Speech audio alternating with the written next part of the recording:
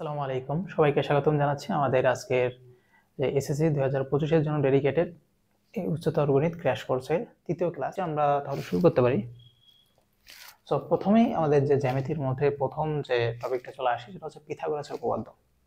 এটা আমাদের খুব ফেমাস একটা উপপাদ্য। তো এই ক্ষেত্রে এটার যে স্টেটমেন্ট সেটা হচ্ছে যে কোনো একটা সমকোণী ত্রিভুজের অতিভুজের উপর অঙ্কিত বর্গক্ষেত্রের ক্ষেত্রফল অপর দুই বাহুর উপর অবস্থিত বর্গক্ষেত্রের ক্ষেত্রফলের সমষ্টির সমান। এটা আসলে কি মিন করে সেটা হচ্ছে ফার্স্টে আমরা যদি প্রথম অংশটা দেখি যে একটি সমকোণী ত্রিভুজ। সমকোণী ত্রিভুজটা এই হোক আমরা সবাই জানি সেটা হচ্ছে যে যেই ত্রিভুজের যে কোনো একটা কোণ, অর্থাৎ আমরা জানি ত্রিভুজের তিনটা কোণ হয়, তো যেই ত্রিভুজের যে কোনো একটা কোণ সেটা হচ্ছে 90 ডিগ্রি বা সমকোণ হয়, ওই ত্রিভুজকে বলা হয় হচ্ছে সমকোণী ত্রিভুজ। তো এখন যেটা বলছে যে সমকোণী ত্রিভুজের অতিভুজ কোনটা? সমকোণের বিপরীত যে বাহুটা থাকে সেটাই হচ্ছে অতিভুজ। তো এইখানে আমরা এই ত্রিভুজ যেটা দেখতে পাচ্ছি, এই যে ত্রিভুজ এবিসি, এখানে এই কোণটা হচ্ছে 90 ডিগ্রি, অর্থাৎ এটা হচ্ছে সমকোণ। তো সমকোণের বিপরীত বাহুটা হচ্ছে অতিভুজ, অর্থাৎ এই ক্ষেত্রে এই ত্রিভুজের জন্য অতিভুজ হচ্ছে আমাদের বিসি, এটা হচ্ছে আমাদের অতিভুজ।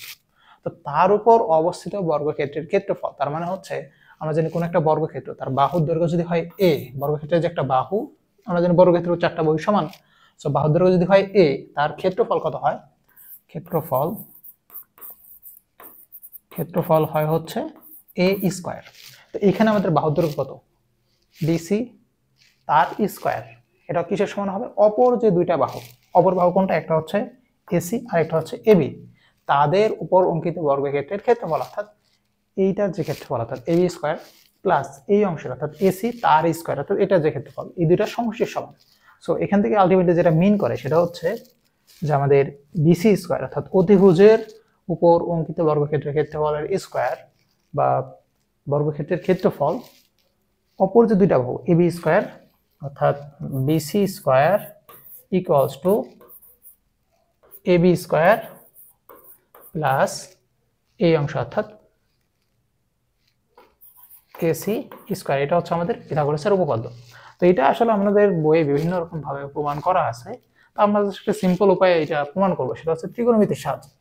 তো ত্রিকোণমিতির সাহায্যে আমরা কিভাবে প্রমাণ করবো? আমরা একটু পুরাণটা যদি মুছে আবার নতুন করে করি, তো এই ক্ষেত্রে আমরা যেটা করবো সেটা হচ্ছে আমরা জানি ত্রিভুজের ক্ষেত্রে আমরা যদি এক সমকোণী ত্রিভুজ হয়, তো সমকোণের বিপরীতটাই হচ্ছে অতিভুজ। তো তার মানে আমাদের অতিভুজ হচ্ছে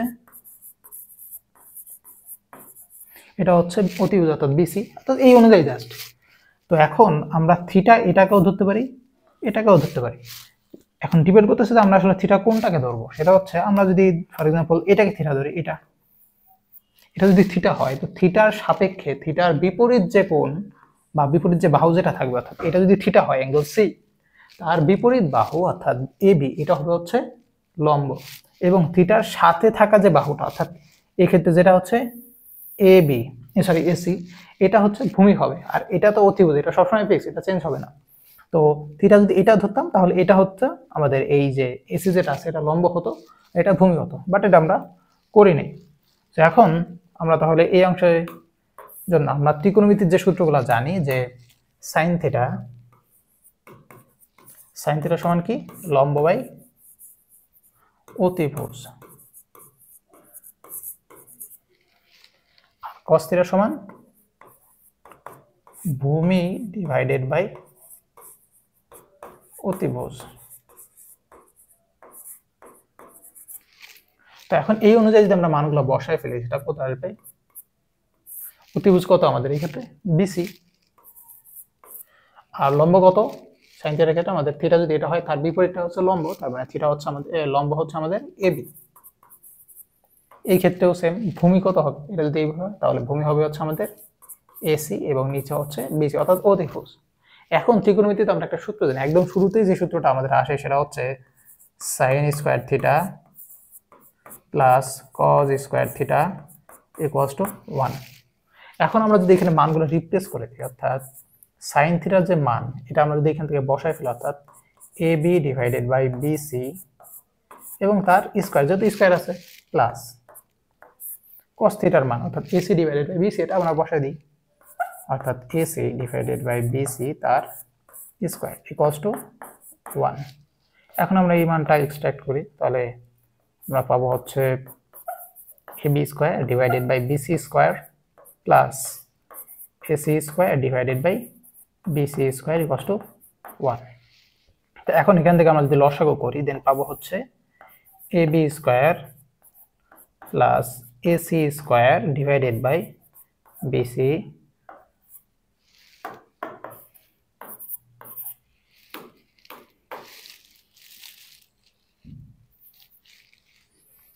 bc স্কয়ার ইকুয়ালস টু 1।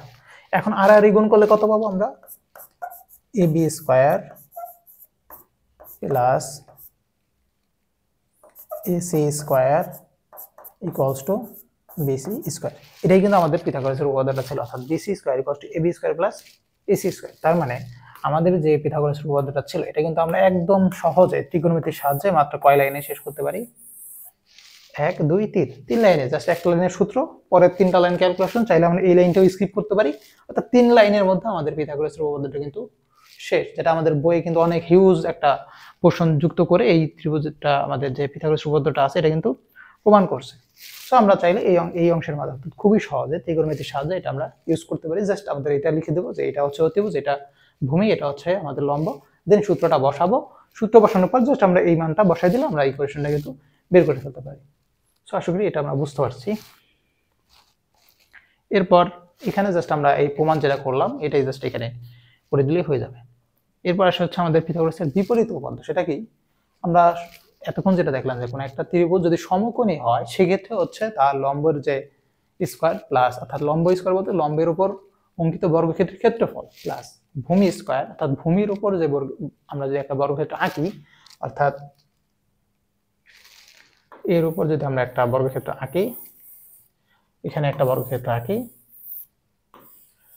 এটার ক্ষেত্রফল হবে হচ্ছে সি স্কয়ার, বা আমরা বলতে পারি যে ab স্কয়ার, এটার ক্ষেত্রফল হবে হচ্ছে bc স্কয়ার, এটার ক্ষেত্রফল হবে হচ্ছে ac স্কয়ার। তো পিথাগোরাস বলছে হচ্ছে যদি এটা সমকোণ হয় দেন bc স্কয়ার অর্থাৎ অতিভুজ স্কয়ার হবে হচ্ছে আমাদের ভূমি স্কয়ার। অর্থাৎ এই ক্ষেত্রে যদি আমরা এটাকে থিটা কল্পনা করতাম তাহলে এটা ভূমি হতো, বা আমরা সিম্পল বলতে পারি যে অপর দুইটা বাহু, এটা যাই হোক, তো অপর বাহু একটা হচ্ছে আমাদের এসি অর্থাৎ এসি স্কয়ার, আর একটা হচ্ছে এবি তার স্কয়ার, এই দুইটার যোগফল, অর্থাৎ অপর দুইটা বাহুর উপর অঙ্কিত বর্গক্ষেত্রের ক্ষেত্রফলের সমষ্টির সমান। এটা হচ্ছে পিথাগোরাস বলছে। এখন বিপরীতটা বলতেছে যে কোনো একটা ত্রিভুজের একটি বাহুর উপর অবস্থিত বর্গক্ষেত্রের ক্ষেত্রফল যদি অপর যে দুইটা বাহু আছে তাদের উপর অবস্থিত বর্গক্ষেত্রের ক্ষেত্রফলের সমষ্টির সমান হয় দেন ত্রিভুজের কোণটি অন্তস্থ যে কোণ সেটা হচ্ছে সমকোণ হবে। তো আমরা তো পিথাগোরাস তো এটাই বলছিল যে যদি সমকোণ হয় দেন কোনো একটা বাহুর উপর, কোনো একটা বাহু বলতে এটা হচ্ছে অতিভুজ, তার উপর অবস্থিত বর্গক্ষেত্র বা তার উপর অঙ্কিত বর্গক্ষেত্রের ক্ষেত্রফল অপর যে দুইটা বাহু, অর্থাৎ অপর বাহু একটা হচ্ছে ভূমি একটা হচ্ছে লম্ব, তাদের উপর অবস্থিত বর্গক্ষেত্রের ক্ষেত্রফলের সমষ্টির সমান। এটা কি আমাদের ছিল কিনা? এটাই ছিল। জাস্ট এটা ভাইস ভার্সা করে দিলে আমাদের এই ম্যাথ কিন্তু শেষ। তো এটা আসলে খুব বেশি টাফ হবে না, তাই এটা আমরা হোমওয়ার্ক হিসাবে এই ক্ষেত্রে এটা খুবই সংক্ষেপে একটা প্রমাণ করা যায়। তো এরপর যেটা আছে সেটা হচ্ছে আমাদের খুবই ইম্পর্টেন্ট একটা বিষয়, বিন্দুর লম্ব অভিক্ষেপ। এই বিষয়টা বুঝতে গেলে আমরা যদি লাইটের যে বিষয়টা আমরা জানি, টর্চ লাইট, এটা কিভাবে হয়, যে ফর এক্সাম্পল এখানে যদি আমি একটা টর্চ লাইট ধরি, মনে করেন আমার কাছে এটা একটা বিন্দু আছে, এটা হচ্ছে আমাদের একটা সারফেস, এখানে একটা বিন্দু সামহাও আছে, এখানে যদি আমরা একটা টর্চ লাইট মারি, অর্থাৎ এখানে একটা টর্চ লাইট ইউজ করি আমরা, একটা টর্চ লাইট আমাদের এই লাইট থেকে আলো পড়তেছে। এখন এই বিন্দুর যে ছায়া যেটা পড়বে, কতটুকু ছায়া পড়বে, একদম স্ট্রেট ফরওয়ার্ড, একদম এরকম, অর্থাৎ এখানে যে একটা বিন্দু থাকে এখান থেকে হচ্ছে আমরা আলোটা ফেলতেছি একদম স্ট্রেট, তার মানে বিন্দুর যে ছায়াটা পড়বে এইটাই হচ্ছে বিন্দুর অভিক্ষেপ। বিন্দুর ছায়াকে একদম খারাপভাবে যদি আমরা ফেলি, একদম এখানে একটা পয়েন্ট থাকবে না, এটাই হচ্ছে বিন্দুর অভিক্ষেপ। তো এখানে এটাই বলছে যে কোনো একটা নির্দিষ্ট সরলরেখার উপর কোনো একটা বিন্দু, এটা যদি একটা নির্দিষ্ট সরলরেখা হয় তার উপর কোনো একটা বিন্দুর লম্ব অভিক্ষেপ বলতে সেই বিন্দু থেকে ওই নির্দিষ্ট রেখার উপর লম্বাকারে স্থাপিত রেখাংশের দৈর্ঘ্যকে বোঝায়। যদি এক্স ওয়াই যদি একটা নির্দিষ্ট সরলরেখা পি, অর্থাৎ এই পি থেকে পি প্রাইম, সেটা পি প্রাইম, কোন একটা নির্দিষ্ট বিন্দু চিত্রে পি বিন্দু থেকে এক্স ওয়াই রেখার উপর লম্বাকারে পি প্রাইম, অর্থাৎ এই অংশ, এবং লম্বের পাদবিন্দু পি প্রাইম, পাদবিন্দু বলতে যে পয়েন্টে সেট করছে, এই বিন্দু এক্স ওয়াই রেখার উপর, অর্থাৎ এই যে রেখাটা আছে আমরা যেটা এখানে কল্পনা করছি তার উপর পি বিন্দুর লম্ব অভিক্ষেপ, অর্থাৎ এই যে বিন্দুটা আছে তার লম্ব অভিক্ষেপ, অর্থাৎ এই অংশটাই হচ্ছে লম্ব অভিক্ষেপ। এখন বলছে যে কোনো একটা নির্দিষ্ট রেখার উপর কোনো একটা নির্দিষ্ট বিন্দুর লম্ব বিক্ষেপ একটি বিন্দু। তো এইটা যদি বিন্দু হয় তার যে ছায়াটা পড়বে সেটাও তো একটা বিন্দুই হবে। তো এখানে জাস্ট এই লাইনটাই বলছে যে কোনো একটা নির্দিষ্ট রেখার উপর কোনো নির্দিষ্ট বিন্দু, একটা নির্দিষ্ট রেখা, সেটা যদি এটা হয়, তার উপর কোনো একটা নির্দিষ্ট বিন্দুটা হচ্ছে আমাদের এটা, তার লম্ব বিক্ষেপ একটি বিন্দু। এটাই তো আমরা দেখাইছি না, একটা বিন্দু যদি থাকে তার যে ছায়া, ফর এক্সাম্পল আমরা অনেক সময় দেখা যায় লাইটের নিচে আমাদের মশা কিংবা মাছি থাকে। এখন লাইটটা যদি একদম স্ট্রেট ফরওয়ার্ড থাকে, দেন দেখা যায় যে আমাদের ফ্লোর যদি সাদা হয়, সেক্ষেত্রে দেখা যায় যে একদম ক্লিয়ারলি ওই মশা বা মাছির একটা স্পষ্ট প্রতিবিম্ব কিন্তু আমাদের ফ্লোরে দেখা যায়। অর্থাৎ মাছিটা ঠিক যত বড়, এটা একদম অলমোস্ট সিমিলার একটা সাইজ থাকে, কিংবা যেটা দূরত্বের সাথে বাড়তে থাকে। এটা আমাদের ফিজিক্সের যে প্রতিসরণ প্রতিফলন আছে, এখান থেকে আমরা এটাই দেখা করতে পারি। তো এই অংশটা মূলত ওই রকমই একটা শেপ থাকে, অর্থাৎ কিছুটা এক্সটেন্ড হয় সাধারণত। বাট এটা যদি খুব কাছাকাছি থাকে সেক্ষেত্রে সেম সাইজেই থাকে, কিছুটা বড় হয় অবশ্যই, যেহেতু দূরত্বের সাপেক্ষে এটা চেঞ্জ হতে থাকে। বাট অ্যাকচুয়ালি বিষয়টা এরকম, অর্থাৎ ছায়া কতটুকু আছে আমরা ধরছি যে এটা মানে প্রসারিত হবে না, যতটুকু ছায়া অতটুকুই এটার লেন্থ থাকবে। তাহলে একটা বিন্দুর যে অভিক্ষেপ সেটা একটা বিন্দুই হবে। এখন আমরা পরের পাঠটা যাই, এটা একটু ইম্পর্টেন্ট বেশি, সেটা হচ্ছে আমাদের রেখাংশের লম্ব অভিক্ষেপ। এটার জন্য এটা না বুঝলে আমরা পরের যে উপপাদ্যগুলো আছে এগুলো একটু বুঝতে টাফ হবে। সেটা হচ্ছে রেখাংশের লম্ব অভিক্ষেপ। এইখানেও আমরা সেম কনসেপ্টটা ইউজ করবো। সেটা হচ্ছে এখানে একটা টর্চ লাইট ইউজ করবো।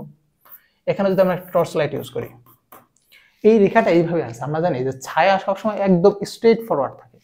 অর্থাৎ ফর এক্সাম্পল এখানে আমাদের আছে একটা লেটসে একটা গোলাকার কিছু একটা আছে, এখানে যদি আলো ফেলা হয়, এখানে একটা ফ্লোরে যদি আমরা চেক করি যে আসলে ছায়াটা কিরকম হবে। ফর এক্সাম্পল আমরা এটা আপনি বাস্তবে দেখতে পারেন, ফোনের ফ্ল্যাশ লাইট অন করে একটা সাদা কাগজ বা খাতার উপর কোন একটা সামথিং একটা ছোট বল বা কিছু একটা নিয়ে যদি ধরেন, দেখবেন একদম হুবহু সেম একটা স্ট্রাকচার বা ছায়া যেটা এটা এখানে দেখা যায়। তো এখন এখানে যদি আমরা লাইটটা ফেলি, তাহলে এটার ছায়াটা কি এখানে এরকম একটা গোলাকার আসবে না? গোলাকারই একটা আসবে, আকারটা হয়তো বড় হবে, যেটা আলো প্রতিসরিত হয় অর্থাৎ প্রসারিত হয়ে যায়। তো এই ক্ষেত্রে ছায়াটা হয়তো বা কিছুটা মানে ব্যাপিত যেটা হয়, এখানে কিছুটা বড় হবে, বাট শেপটা কিন্তু গোলাকারই থাকবে। তো এইখানেও সেম, আমরা যদি এই সোজা অংশটা না দেখে আমরা জাস্ট এইখানে আলোটা ফেলি, তাহলে এইটা যে ছায়া এটা কিরকম আসবে, এই অংশটা এইভাবে থাকা, এরপর এটা যে ছায়া সেটা কিন্তু আলটিমেটলি এই বরাবরই যে অংশটা আছে এদিকেই থাকবে, কারণ আলো সবসময় সোজা আসে। অর্থাৎ এইদিকে যে আলোটা আসছে, আলোর যে রেখা এদিকে আসছে, এগুলা কিন্তু এদিক দিয়ে পাস করে চলে যাবে। এখানে যেগুলো আছে এগুলো এদিক দিয়ে পাস করে চলে যাবে।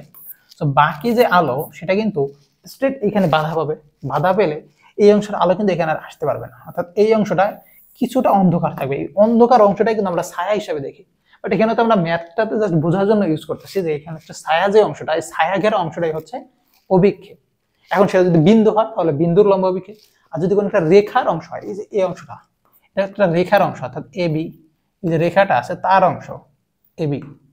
এখন রেখার অংশ হলে তার রেখাংশের লম্ব অভিক্ষেপ, যদি বিন্দু হয় তো বিন্দুর অভিক্ষেপ, অর্থাৎ যেটার অভিক্ষেপটা বের করতে চাচ্ছি, যার ছায়া আমরা বের করতে চাচ্ছি তার অভিক্ষেপ শেষ।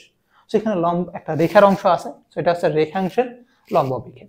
তার মানে আমরা যেই কথাগুলো বললাম এখানে মূলত এটাই দেখানো আছে যে আমাদের রেখা যদি হয় এবি, অর্থাৎ আমাদের যে এবি প্রাইম, এটা হচ্ছে রেখাংশ এক্স ওয়াই রেখার উপর সামথিং একটা রেখাংশের লম্ব অভিক্ষেপ বলা হয়। অর্থাৎ এতক্ষণ আমরা যেটা বললাম সেটা এখানে লেখা আছে। অর্থাৎ এবি যে রেখা, এটা হচ্ছে আমাদের অ্যাকচুয়াল রেখা ছিল, তার লম্ব অভিক্ষেপ বলা হয়। কাকে বলা হয়?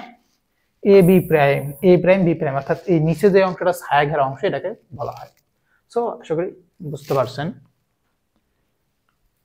এখন হচ্ছে আমাদের আগেরটা ছিল হচ্ছে রেখাংশের লম্ব অভিক্ষেপ, এখানে আসা হচ্ছে লম্ব অভিক্ষেপ। এখন লম্ব অভিক্ষেপ বলতে তাহলে কি, দুইটা সামেশন একই জিনিস। অর্থাৎ আগে আমরা দুইটা অংশ, এখানে একটা বিন্দুর লম্ব অভিক্ষেপ বের করছিলাম, আর সাথে হচ্ছে একটা রেখাংশের, অর্থাৎ আগের যে দুইটা, প্রথমটা হচ্ছে আমরা বিন্দুর লম্ব অভিক্ষেপ বের করছি, তারপর হচ্ছে আমরা রেখাংশের লম্ব অভিক্ষেপ বের করছি। এখানে জাস্ট বিন্দু এবং লম্ব আলাদা না করে দুইটাকে একসাথে দেখানো হয়েছে যে যদি অ্যাকচুয়ালি এরকম কোনো কিছু থাকে দেন এটাকে হচ্ছে লম্ব অভিক্ষেপ বলা হয়।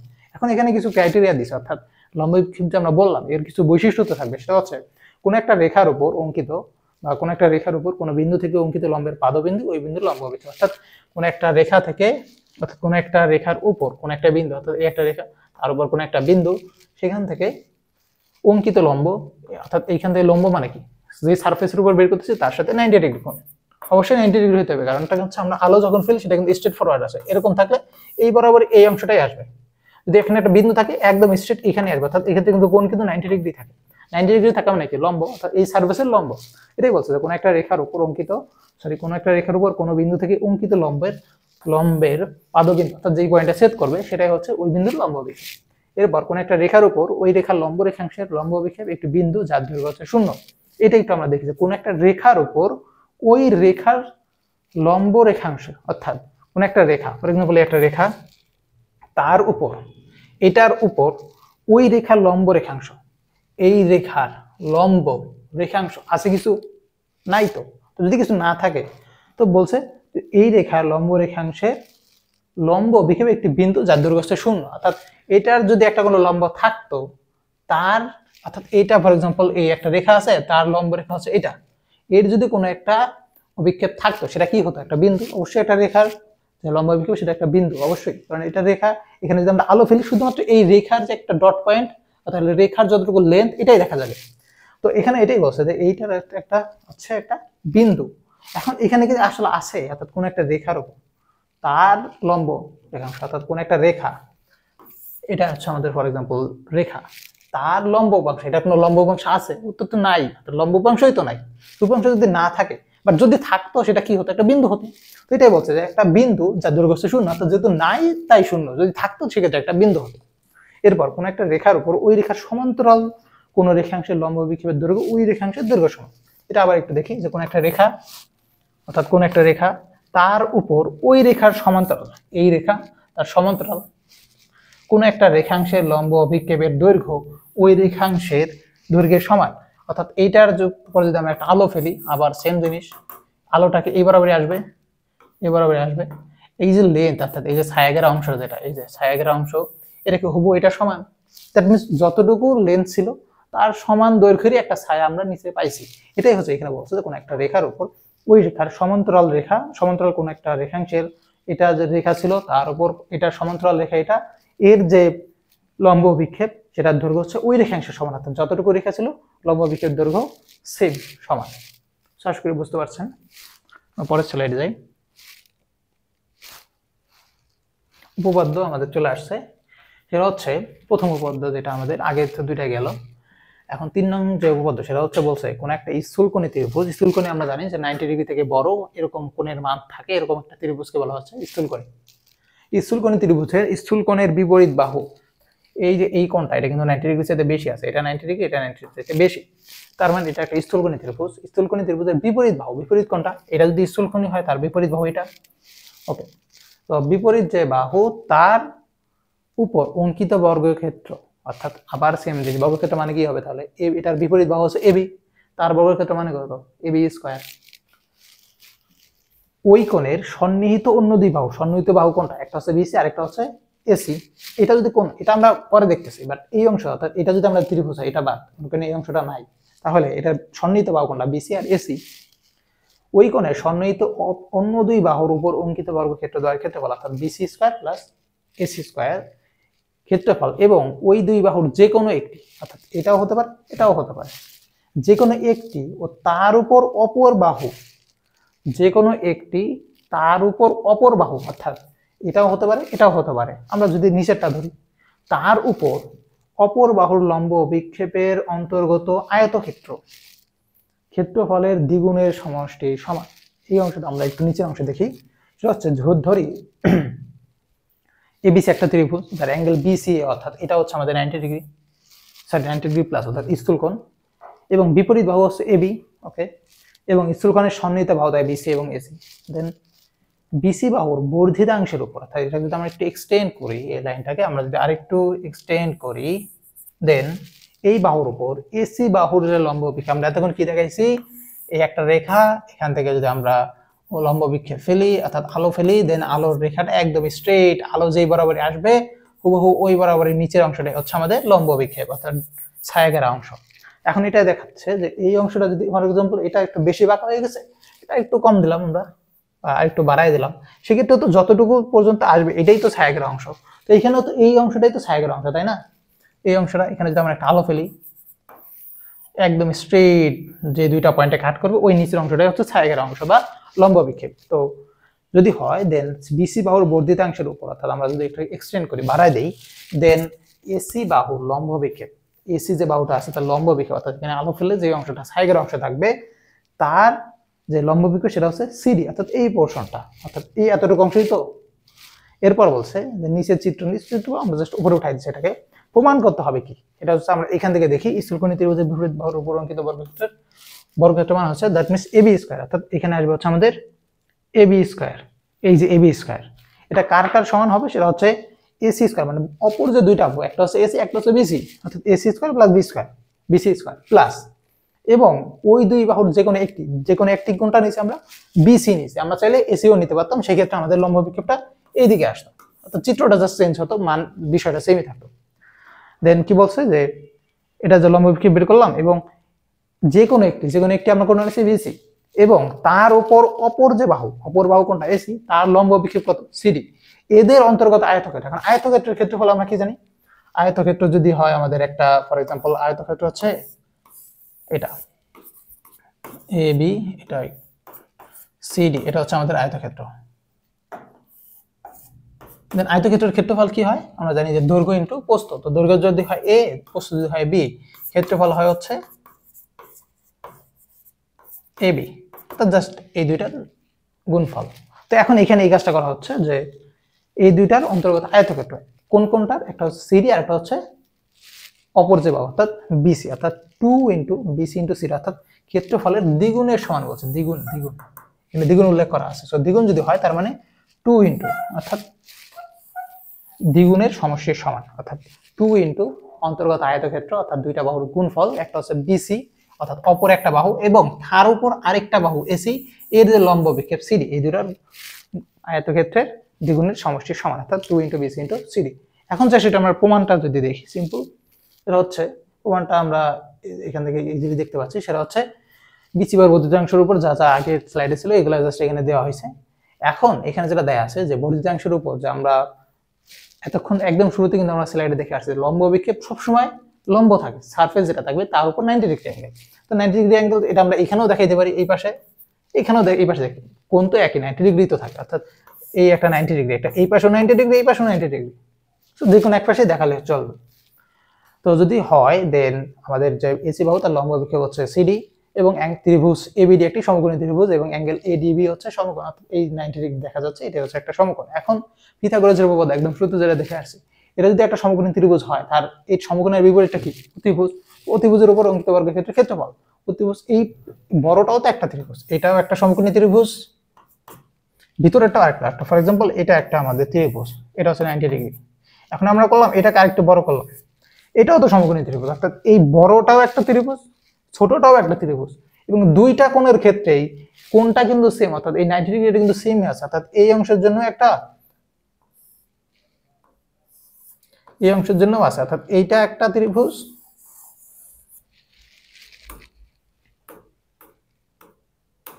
এটা আরেকটা ত্রিভুজ,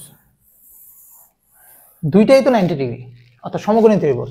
তো এখানে এটাই বলতেছে যে এই ত্রিভুজের জন্য আমাদের এবি স্কয়ার, অর্থাৎ এই যে বড় যে ত্রিভুজটা আছে, এই বড়টা, এই বড় ত্রিভুজের জন্য এটা, এই বড় ত্রিভুজের জন্য অতিভুজ হচ্ছে এবি, তার স্কয়ার ইকুয়ালস হবে হচ্ছে ভূমি স্কয়ার, অর্থাৎ অপর যে দুইটা, একটা হচ্ছে বিডি আর একটা হচ্ছে এডি, তো বিডি স্কয়ার প্লাস এডি স্কয়ার। এখন বিডি আবার কিসের সমস্যা, আমরা দেখতে পাচ্ছি যে বিডি সমান হচ্ছে আবার বিসি প্লাস সিডি, এই দুইটার যোগফল। তো বিডির পরিবর্তে বিসি প্লাস সিডি বসাই ফেলছে, জাস্ট বিডি যেটা ছিল তার পরিবর্তে বিসি প্লাস সিডি, অর্থাৎ এই অংশটা জাস্ট এখানে বসাই দেওয়া হয়েছে জাস্ট চিত্র অনুযায়ী। এন্ড দেন এখানে আমরা হচ্ছে a plus b whole square যে ফর্মুলাটা আছে, অর্থাৎ a স্কয়ার প্লাস 2ab প্লাস b square, a square plus 2ac a square plus b square plus 2ac, এটা জাস্ট সূত্র অনুযায়ী বসাই ফেলছে। তো এটাকে আমরা আলটিমেট একটা 1 নং ইকুয়েশন হিসেবে, অর্থাৎ এটাকে একটা ইকুয়েশন হিসেবে আমরা রেখে দিলাম। এখন আবার যে অংশটা আছে যে ত্রিভুজ এসিডি, এই যে অংশটা, এটাও তো একটা সমকোণী ত্রিভুজ না, যেটা দেখালাম যে এটাও একটা সমকোণী ত্রিভুজ, এটাও একটা সমকোণী ত্রিভুজ। তো এখানে যদি পিথাগোরাসের উপপাদ্য অ্যাপ্লাই করা যায়, এখানেও যাবে, সমকোণী ত্রিভুজ হলেই পিথাগোরাস অ্যাপ্লাই করা যাবে যে কোনো ক্ষেত্রে, এটা ফিজিক্সের ক্ষেত্রে করা যায়, ফিজিক্সের ক্ষেত্রে করতে হবে, আমাদের যে অপটিক্স চ্যাপ্টারটা আছে সেখানে আমরা করি, এটা আই হোপ আপনারা জানেন। সো এখন এই অংশ এটাও একটা সমকোণী ত্রিভুজ, তো যদি সমকোণী ত্রিভুজ হয় দেন এডিসি হতে সমকোণ, জাস্ট হুবহু সেম জিনিস, এটা তো আগেই সমকোণ আমরা বলে আসছি। তো এইখানেও এই ত্রিভুজের জন্য অতিভুজ কোণটা এসি, তার স্কয়ার ইকুয়ালস টু হবে হচ্ছে এডি স্কয়ার প্লাস এই অংশ আর এই অংশ স্কয়ারের যোগফল, অর্থাৎ এডি স্কয়ার প্লাস সিডি স্কয়ার, এটাকে আমরা 2 নং ইকুয়েশন হিসেবে রেখে দিলাম। এখন যেটা করা হয়েছে যে এই যে 2 নং ইকুয়েশন যেটা আছে, এটা যদি আমরা এই মানটাকে 1 নং এ বসাই দিই, অর্থাৎ 1 নং কিভাবে বসাবো, এটা হচ্ছে আমরা যেটা দেখতে পাচ্ছি যে AD square plus CD square, এটার পরিবর্তে কি লেখা যাবে AC স্কয়ার। অর্থাৎ এখানে যে AD স্কয়ার এবং CD স্কয়ার ছিল এই অংশ, এর পরিবর্তে কি বসাই দিতে পারবো আমরা AC স্কয়ার, যেহেতু আমরা 2 নং এটাই পাইছি। তো এখানে AC স্কয়ারটা বসাই ফেলছে, বসাই ফেলার পর BC স্কয়ার ছিল, BC * CD এটাও ছিল, জাস্ট চেঞ্জ হচ্ছে কোনটা এই যে AC স্কয়ার। অর্থাৎ যেখানে AD square plus CD square ছিল তার পরিবর্তে জাস্ট AC স্কয়ারটাকে বসায় দেওয়া হয়েছে, জাস্ট হুবহু সেমই আছে বাকি। দ্যাট মিন্স আমাদের উপপাদ্য যেটা ছিল সেটা কিন্তু অলরেডি প্রমাণিত। অর্থাৎ আগে এটা ছিল, এই অংশটা প্রমাণ করতে বলা হয়েছিল, এটা কিন্তু 1 হয়ে গেছে। এখন আমরা নেক্সট উপপাদ্যটা যাই। এটা কি বলছে যে কোনো একটা ত্রিভুজের সূক্ষ্মকোণ, আগেরটা ছিল স্থূলকোণ, এবার হচ্ছে সূক্ষ্মকোণ। তো বলছে সূক্ষ্মকোণের বিপরীত বাহু, অর্থাৎ এটা যদি আমাদের সূক্ষ্মকোণ হয়, সূক্ষ্মকোণ তো আমরা জানি হচ্ছে 90 ডিগ্রি থেকে ছোট, 90 ডিগ্রি থেকে ছোট কোণকে বলা হচ্ছে সূক্ষ্মকোণ, আর বড় হলে স্থূলকোণ, যেটা আমরা আগেরটা করে আসছি। তো সূক্ষ্মকোণ যদি এটা হয়, সূক্ষ্মকোণের বিপরীত বাহু, এটা যদি ত্রিভুজ হয় সূক্ষ্মকোণই, তার বিপরীত বাহুটা AB, এর উপর অঙ্কিত বর্গক্ষেত্রের ক্ষেত্রফল অপর যে দুই বাহু, অর্থাৎ আবার সেম জিনিস, অপর যে দুইটা বাহুর উপর অবস্থিত বর্গক্ষেত্রের ক্ষেত্রফলের সমষ্টি অপেক্ষা ওই দুই বাহুর যে কোনো একটি, আবার সেম যে কোনো দুইটা একটা, এবং তার উপর অপরটা লম্ব অভিক্ষেপের অন্তর্গত আয়তক্ষেত্রের ক্ষেত্রফলের দ্বিগুণ পরিমাণ, এইটা খুব ইম্পর্টেন্ট। অর্থাৎ কম, কম মানে কি মাইনাস। আগেরটা ছিল দুইটার সমষ্টির যে অধিক বা যোগফল, বাট এখানে বলছে এত যদি কম, কম মানে কি মাইনাস। দ্যাট মিন্স হুবহু সেম জিনিস, জাস্ট আমরা এখানে যেটা বের করবো সেটা হচ্ছে এই মাইনাসটা, অর্থাৎ প্রমাণ করতে হবে যে এটা সমান চিহ্ন আসবে, এটা মিস হয়ে গেছে লাইনটা, এখানে আসবে হচ্ছে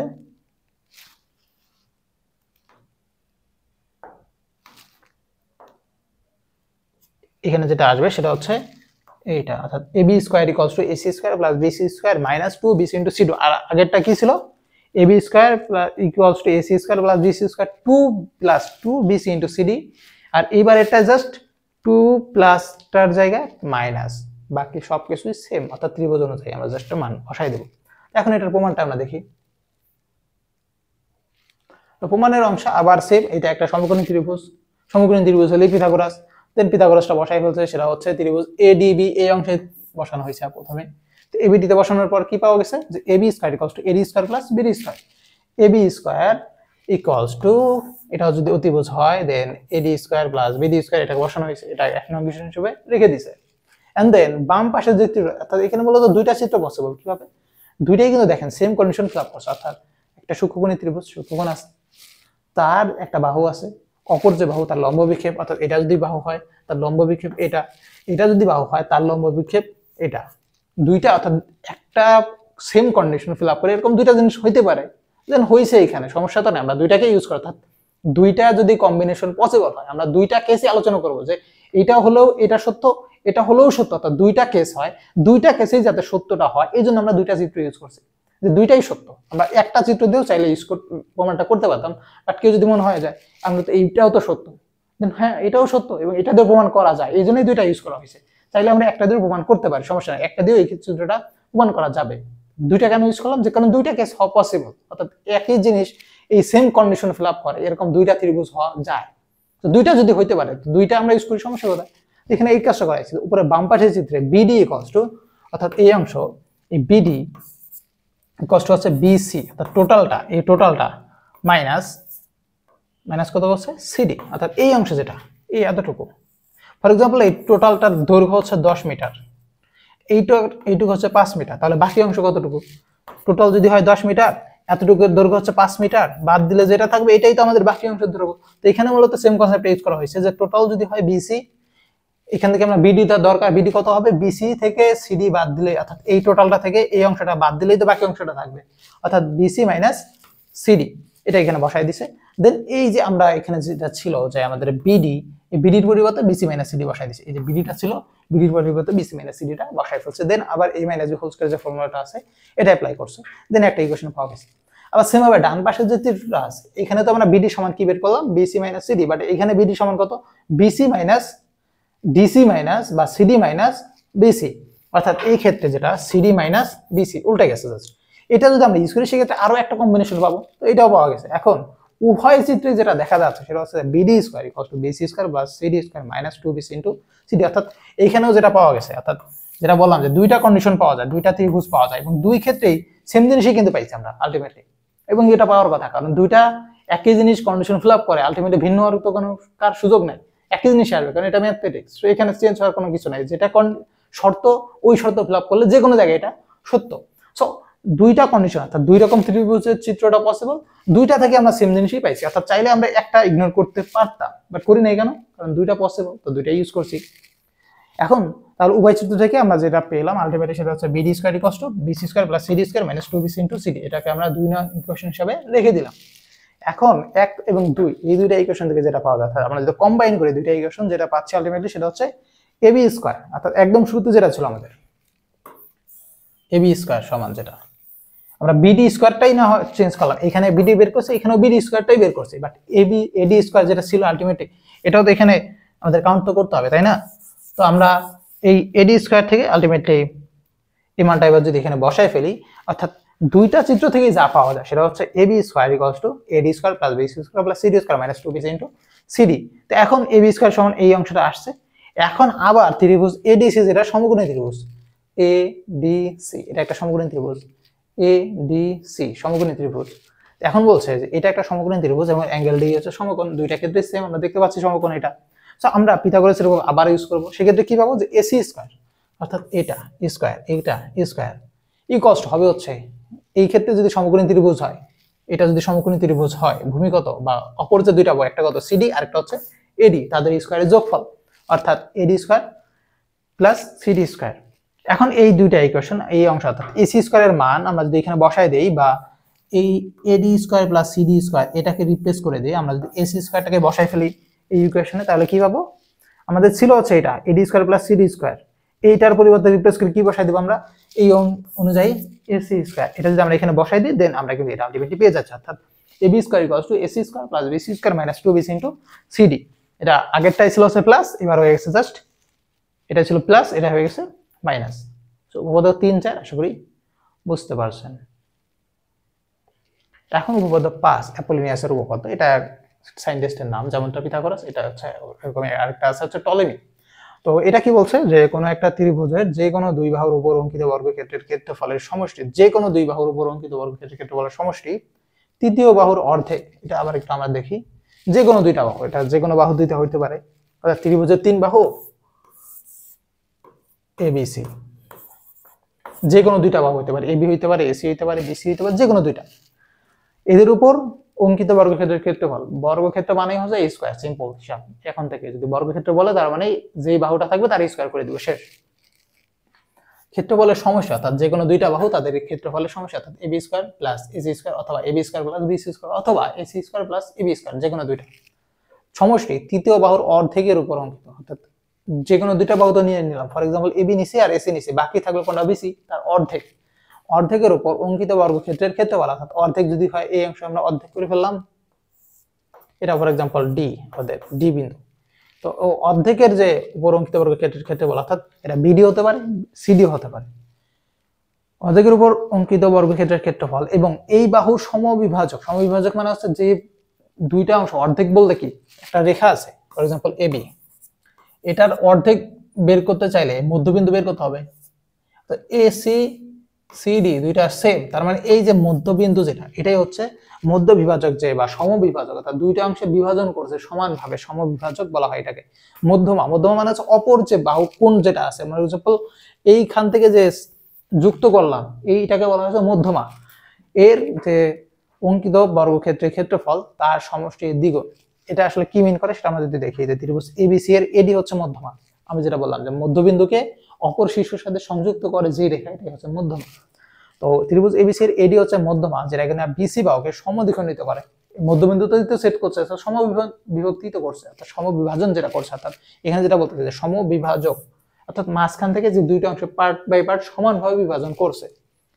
মধ্যমার উপর অঙ্কিত বর্গক্ষেত্রের ক্ষেত্রফলের সমষ্টি দ্বিগুণ, অর্থাৎ এই যে ক্ষেত্রফল একটা এডি স্কয়ার, অর্থাৎ যে মধ্যমা যেটা আছে তার বর্গক্ষেত্র মানে কি এডি স্কয়ার প্লাস বিডি কোণটা, মধ্য যে বলছে যে এর বাহুর অর্ধেক, এখন অর্ধেকটা এটাও হতে পারে এটাও হতে পারে, বাট এটা নেওয়া হয়েছে, আমরা এটাও নিতে পারতাম, সেম জিনিস।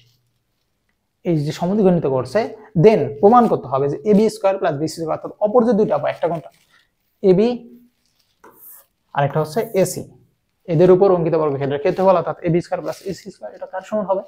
এদের যে অপর বাহু আরেকটা কোনটা বাকি আছে বিসি বাহু, তার অর্ধেক কোনটা?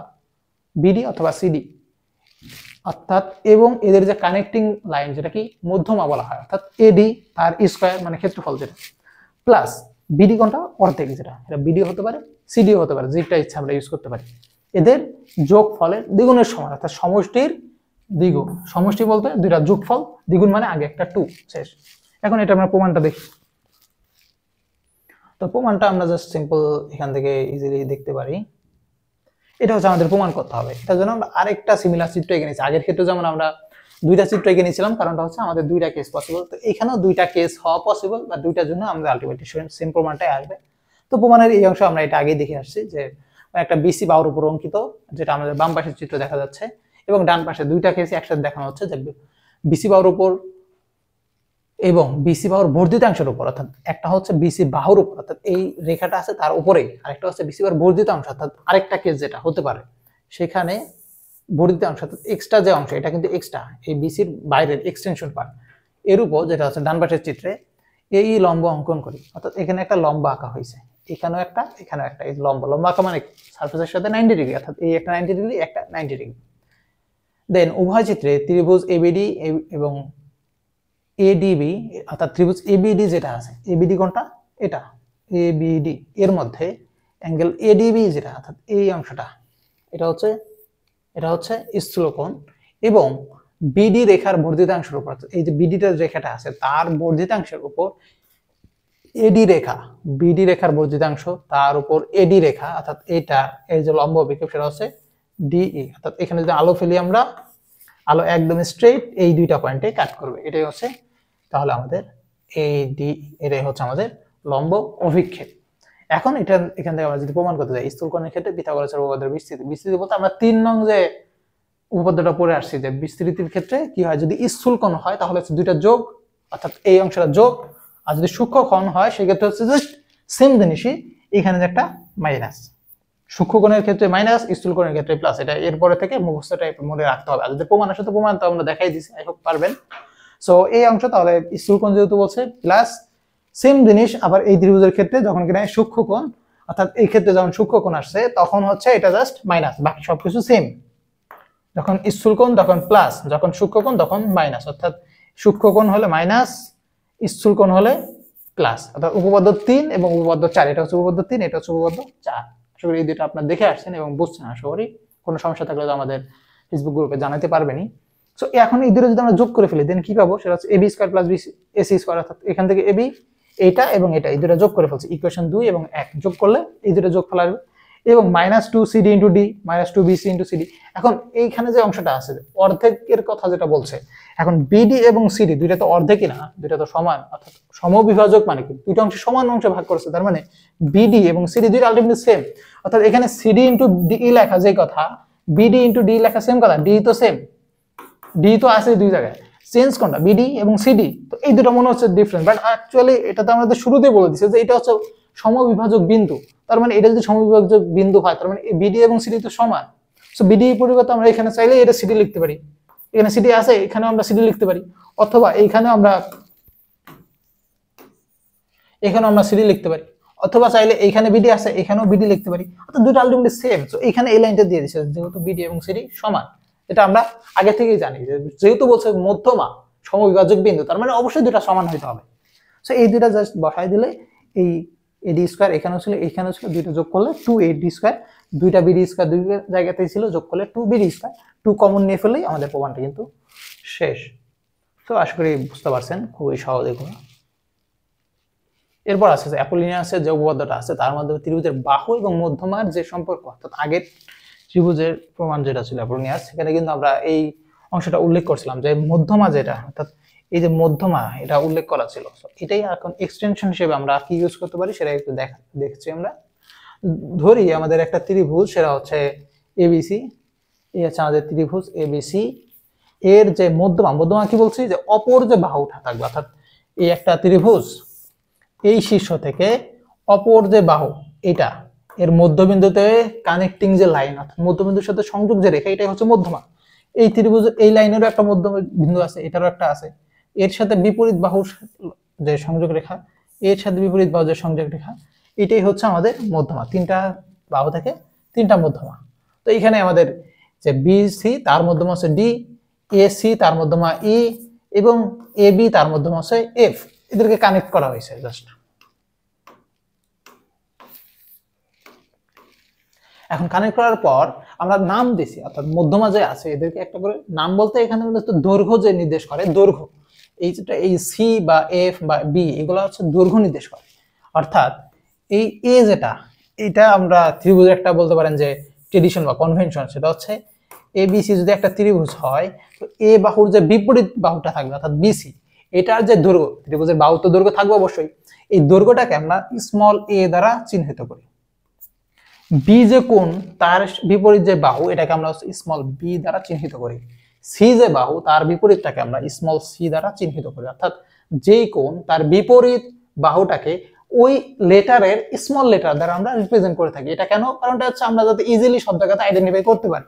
অর্থাৎ প্রত্যেকটা বই আপনি এখন থেকে শুরু করে যে হায়ার লেভেলে যত জায়গায় যাবেন, প্রত্যেকটা অংশে যে কোণ তার বিপরীত যে বাহু, সেটার দৈর্ঘ্যটাকে ওই লেটার দ্বারাই জাস্ট স্মল লেটার দ্বারা রিপ্রেজেন্ট করা হবে, যাতে কিনা সবাই বুঝতে পারে ইজিলি। এই কারণে হচ্ছে এই কাজটা করা হয়। তো আমরা আলটিমেটলি এখান থেকে তাহলে এই এ যেটা, এটা হচ্ছে এ শীর্ষ, তার বিপরীত বাহুর দৈর্ঘ্য অর্থাৎ বিসি দৈর্ঘ্য নির্দেশ করে। ই যেটা ছোট হাতের ই দেখা যাচ্ছে এখানে, স্মল ই, এটা হচ্ছে এই বি যেটা আছে, এটার এই সি যেটা, এই যে স্মল বি, এটা ভিতরে ঢুকে গেছে। স্মল বি যেটা, এটা হচ্ছে এই বাহুর দৈর্ঘ্য নির্দেশ করে। স্মল সি যেটা, এটা হচ্ছে সি কোণের বিপরীত বাহু অর্থাৎ এবি, তার দৈর্ঘ্য নির্দেশ করে। এখন জাস্ট এখানে আমরা মানগুলো বসাই করি যে মনে করি ত্রিভুজ এবিসি এর বিসি সি এ এবি বাহুর দৈর্ঘ্য যতক্ষণ, আমি যেটা বললাম তখন এবিসি, এবং এদের যে মধ্যমা সেগুলো আছে এডি বি সি এফ, এদের দৈর্ঘ্য দিয়ে রাখছে। এবি যে এডি যে মধ্যমাটা আছে তার দৈর্ঘ্য হচ্ছে এডি, যেটা তার দৈর্ঘ্য হচ্ছে এডি, এটার দৈর্ঘ্য হচ্ছে ডি, বিই তার দৈর্ঘ্য হচ্ছে ই, সি এফ তার দৈর্ঘ্য হচ্ছে এফ, অর্থাৎ পরের লেটারটা দ্বারা রিপ্রেজেন্ট করা হয়েছে। এখন জাস্ট অ্যাপোলিনিয়াসের উপপাদ্য আমরা যেটা আগে করে আসছি, এই অনুযায়ী লিখতে পারি হচ্ছে যে AB square plus AC square, অর্থাৎ AB square plus AC square, অর্থাৎ ত্রিভুজের যে কোনো দুইটা বাহুর উপর অঙ্কিত বর্গক্ষেত্রের ক্ষেত্রফলের সমষ্টি হবে হচ্ছে ওই ত্রিভুজের অপর বাহু কোনটা বিসি, তার মধ্যমা কোনটা এডি, তার স্কয়ার অর্থাৎ তার উপর অঙ্কিত বর্গক্ষেত্রের ক্ষেত্রফল, প্লাস ওই যে মধ্যমাটা যে দ্বিখণ্ডিত করছে রেখার অর্ধেক বলতে বিডি সিডি, যে কোনোটাকে আমরা ইউজ করতে পারি, বিডিও পারি সিডিও পারি, যেহেতু দুটো সমান আমরা যে কোনোটাকে ইউজ করতে পারি। তার উপর অঙ্কিত বর্গক্ষেত্রের ক্ষেত্রফল অর্থাৎ বিডি স্কয়ার প্লাস অথবা সিডি স্কয়ার, দুইটা যেহেতু মান সেম, অর্থাৎ এইটা যা লেখা এইটা লেখা একই কথা, যাই লিখি আমরা, এদের যোগফলের দ্বিগুণের সমষ্টি সমান, অর্থাৎ যোগফল দ্বিগুণ সমান। এখন যেটা এখানে মানগুলো বসাই বলছে, অর্থাৎ এবির মান আমরা যেটা এ বি সি ধরে নিছি, এখানে এগুলো বসাইছে, এইখানে এডির মানটা এখানে বিডির মানটা বসাই ফেলছে।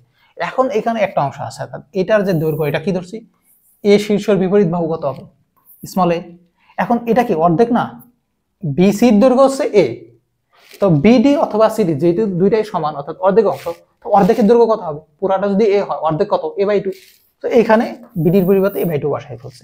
এখন জাস্ট এখানে আমরা লসাগু যে নিয়মটা আছে এটা যদি আমরা ক্যালকুলেশন করি, দেন আলটিমেটলি যেটা পাবো সেটা হচ্ছে D square equals to 2 into B square plus C square minus a square divided by 4। এটা হচ্ছে একটার জন্য আসছে, ডি কোনটা ছিল আমাদের যে এডি দৈর্ঘ্য সেটা হচ্ছে ডি ছিল, তো ডি স্কয়ার আমরা সমান কি পেলাম, D square equals to 2 into B square plus C square, অর্থাৎ অপর যে দুইটা বাহু আছে তাদের স্কয়ারের যোগফল, অর্থাৎ বি স্কয়ার এই B square plus C square, এই যে দুইটা এদের বিপরীত যে দুইটা বাহু ছিল তাদের স্কয়ারের যোগফল মাইনাস এই স্কয়ার, এ কোনটা ছিল আলটিমেটলি যার উপর মধ্যমাটা বের করতেছে অর্থাৎ এ, তার স্কয়ার ডিভাইডেড বাই 4। তো এখান থেকে আমরা একটা সিমিলারলি, আমরা গণিতে যেটা ইউজ করি যে সিমিলারলি, অর্থাৎ একটা বের করছি তো অপরটাও হবে, যেহেতু ত্রিভুজ সেম, আমরা সবগুলোর জন্য সেম, সবগুলোই তো মধ্যমা, সবগুলোই তো বাহুর দৈর্ঘ্য নির্দেশ করতেছে, মধ্যমার দৈর্ঘ্য নির্দেশ করতেছে, অর্থাৎ একই জিনিস। সো আমরা সিমিলারলি লিখতে পারি যে E square equals to 2 into C square plus a square minus b square divided by 4 এবং f square equals to 2 into a square plus b square minus c square divided by 4। এখান থেকে আরেকটা extension আসে, সেটা হচ্ছে আবার এই তিনটাকে যদি আমরা যোগ করি, অর্থাৎ এই যে তিনটা আসলো ডি স্কয়ার ই স্কয়ার এফ স্কয়ার, এদেরকে যদি আমরা যোগ করে ফেলি দেন কি পাবো, জাস্ট লসাগু করবো, যেহেতু সেম জিনিস আছে লসাগু করলে আলটিমেটলি যেটা বাঁচে যে 3 into a square plus b square plus c square, a square plus b square plus c square, এগুলো আসলে কি, a হচ্ছে এই বাহুর দৈর্ঘ্য, b হচ্ছে এই বাহুর দৈর্ঘ্য, c হচ্ছে এই বাহুর দৈর্ঘ্য, অর্থাৎ ত্রিভুজের তিনটা বাহুর স্কয়ারের যোগফল কার সমান, 4 ইনটু ডি স্কয়ার ই স্কয়ার এফ স্কয়ার, অর্থাৎ মধ্যমা যে আছে মধ্যমাগুলোর স্কয়ারের যোগফলের সমষ্টির সমান। পুরোটা কিন্তু সমান। এখানে একটা 4 আছে, এখানে একটা 3 আছে। এই লাইনটা আমাদের বলতে হবে যে সুতরাং বলা যায় কোন একটা ত্রিভুজের তিনটি বাহুর উপর অঙ্কিত বর্গক্ষেত্র সমূহের তিনটা যে বাহু এ বি সি তাদের উপর অঙ্কিত বর্গক্ষেত্র অর্থাৎ a square b square c square এদের সমষ্টির 3 গুণ, মানে এখানে আগে একটা 3 আছে, এই 3 আছে, সমষ্টি 3 গুণ উক্ত ত্রিভুজের মধ্যমা তিনটা অর্থাৎ এ ডি ই এফ এদের যে অঙ্কিত বর্গক্ষেত্র অর্থাৎ তিনটার স্কয়ার এদের সমষ্টির অর্থাৎ ক্ষেত্রফল যেটা আছে তাদের সমষ্টির 4 গুণের সমান, যেহেতু এখানে 4 আছে। তো আশা করি বুঝতে পারছেন।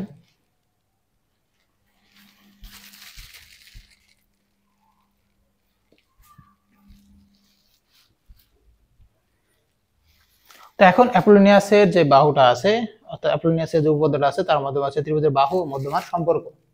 এটা তো আমরা মাত্র বের করলাম, এটার নতুন করে অর্থাৎ এখানে আরেকটা কেস আছে, অর্থাৎ আগে যেটা বের করলাম আমরা এই আগের অংশটায় এই অংশটা আসছে। এখন এখানে একটা কেস আছে, সেটা হচ্ছে এটা তো আমরা যে কোনো ত্রিভুজের জন্য বের করলাম। এখন ত্রিভুজটা যদি সমকোণ হয়, সমকোণী ত্রিভুজের সবকিছুই তো আছে, যে কোনো ত্রিভুজের ক্ষেত্রে মধ্যমা থাকবে, কোণ থাকবে, বাহু থাকবে, সবই থাকবে। সেটা যদি সমকোণী ত্রিভুজ হয় সেক্ষেত্রে কি চেঞ্জটা আসবে, এটা হচ্ছে আমরা দেখতে পাচ্ছি যে এই অংশটা সেম অর্থাৎ C square equals to a square plus b square. C square কোনটা, এই যে এটা যেটা এই সি যেটা, অর্থাৎ ত্রিভুজের সমকোণী ত্রিভুজের ক্ষেত্রে কি হয় যে এই ত্রিভুজ যদি হয় দেন এটা ফর এক্সাম্পল এবিসি, এটার যে বিপরীত বাহু এটা কি হবে স্মল সি, এটার বিপরীত বাহু এটা হচ্ছে স্মল এ, এটার বিপরীত বাহু স্মল বি। তো সমকোণী ত্রিভুজ অনুযায়ী এইখান থেকে লেখা যাচ্ছে B square equals to A square plus C square. আমরা একদম শুরুতে দেখে আসছি, আবার একটু রিকল করতে হবে যে অতিভুজের উপর অঙ্কিত বর্গক্ষেত্রের ক্ষেত্রফল ইকুয়ালস হবে অপর যে দুইটা বাহু অর্থাৎ বিসি এবং এসি তাদের স্কয়ারের যোগফল অর্থাৎ তাদের উপর অঙ্কিত বর্গক্ষেত্রের ক্ষেত্রফলের সমষ্টির সমান। তো এখানে এটা লেখা হয়েছে যে C square equals to A square plus B square, অর্থাৎ ত্রিভুজটা চেঞ্জ করা হয়েছে। আমরা এখানে এবিসি ধরছি, এখানে হচ্ছে এসিবি আছে, অর্থাৎ অ্যাঙ্গেল সি, এখানে জাস্ট অ্যাঙ্গেল সি যদি আমরা ধরে নিই তাহলেই হয়ে যাবে। অর্থাৎ এইটাই ত্রিভুজ, এখানে হচ্ছে এসিবি, এসিবি, এটা হচ্ছে স্মল সি, এটা হচ্ছে স্মল বি, এটা হচ্ছে small A, then C square equals to A square plus B square. তো এখন এখান থেকে সি স্কয়ার যেটা করা হয়েছে যে সি স্কয়ার ইকুয়ালস টু এই অংশটা আছে। এখন আরো একটা আমরা যদি এক্সটেনশন করি অর্থাৎ এখানে ছিল হচ্ছে জাস্ট সি স্কয়ার, এখানে আমরা যে এই লাইন একটা লাইন স্কিপ করা হয়েছে সেটা হচ্ছে এখানে C square equals to A square plus B square আছে। আমরা কি করলাম সি স্কয়ারের সাথে আবার A square plus B square যোগ করলাম। এখানে A square plus B square ছিল, এর সাথে আরো আবার A square plus B square যোগ করলাম।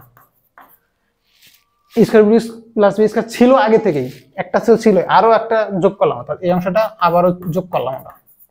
আলটিমেটলি এখানে কি পেলাম আমরা যে 2 into a square plus b square.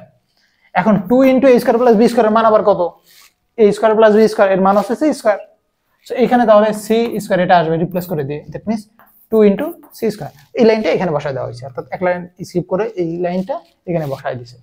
বসানোর পর যেটা আসছে এই a square plus b square plus c square, এটা কিন্তু আমরা রিলেট করতে পারতেছি আগের অংশ থেকে। a square plus b square plus c square, তার আগে একটা 3 ছিল, বাট এই 3টাকে যদি আমরা ওই পাশে নিয়ে যাই তাহলে কি হবে, এখানে 4/3 a square plus b square plus c square equals two 4/3 d square plus e square plus ab square. তো এইখানে এই কাজটাই করা হয়েছে, তো 4/3 এই লাইনটাকে রিপ্লেস করে এটা বসা দেওয়া হয়েছে। এখানে 4 এবং 2 এখানে কাটাকাটি করলে এখানে 2 থাকবে, এখানে একটা 3 থাকবে, জাস্ট আর গুণ করে দিলে যেটা পাবো যে 2 into d square plus e square plus ab square equals two 3c square. এখন এটা আসলে কি মিন করে যে সুতরাং বলা যায় কোন একটা সমকোণী ত্রিভুজের মধ্যমা ত্রয়ের উপর, মধ্যমা ত্রয় বলতে মধ্যমা যে তিনটা আছে তাদের উপর অঙ্কিত বর্গক্ষেত্র সমূহের ক্ষেত্রফলে সমষ্টির দ্বিগুণ অতিভুজের উপর অঙ্কিত বর্গক্ষেত্র, অতিভুজ কোনটা ছিল আমাদের এসিবি, তার মানে সি, অতিভুজের উপর অঙ্কিত বর্গক্ষেত্রের ক্ষেত্রফলে 3 গুণের সমান, তার মানে এই যে 3 আছে তার 3 গুণের সমান। আশা করি বুঝতে পারছেন।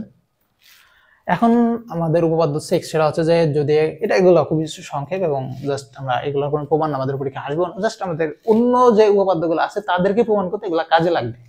তো কি আছে যে যদি দুইটা ত্রিভুজ সদৃশ কোণ মনে আছে তাদের কোণের যে অনুপাত এটা সমান। এখন এটা আসলে কি মিন করে আমরা যদি একটু দেখি, ফর এক্সাম্পল এটা আছে একটা ত্রিভুজ, আমি এইটাকেই আরেকটু বড় করলাম, আরেকটু বড় করলাম,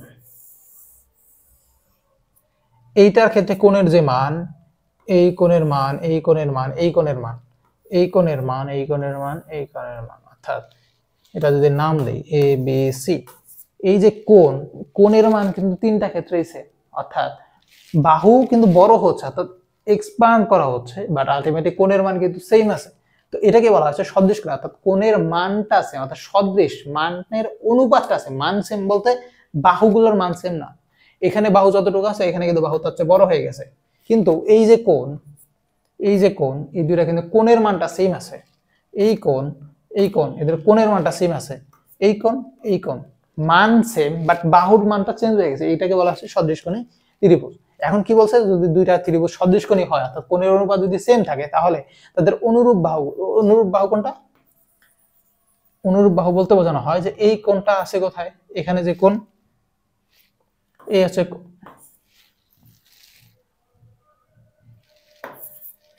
এটা হচ্ছে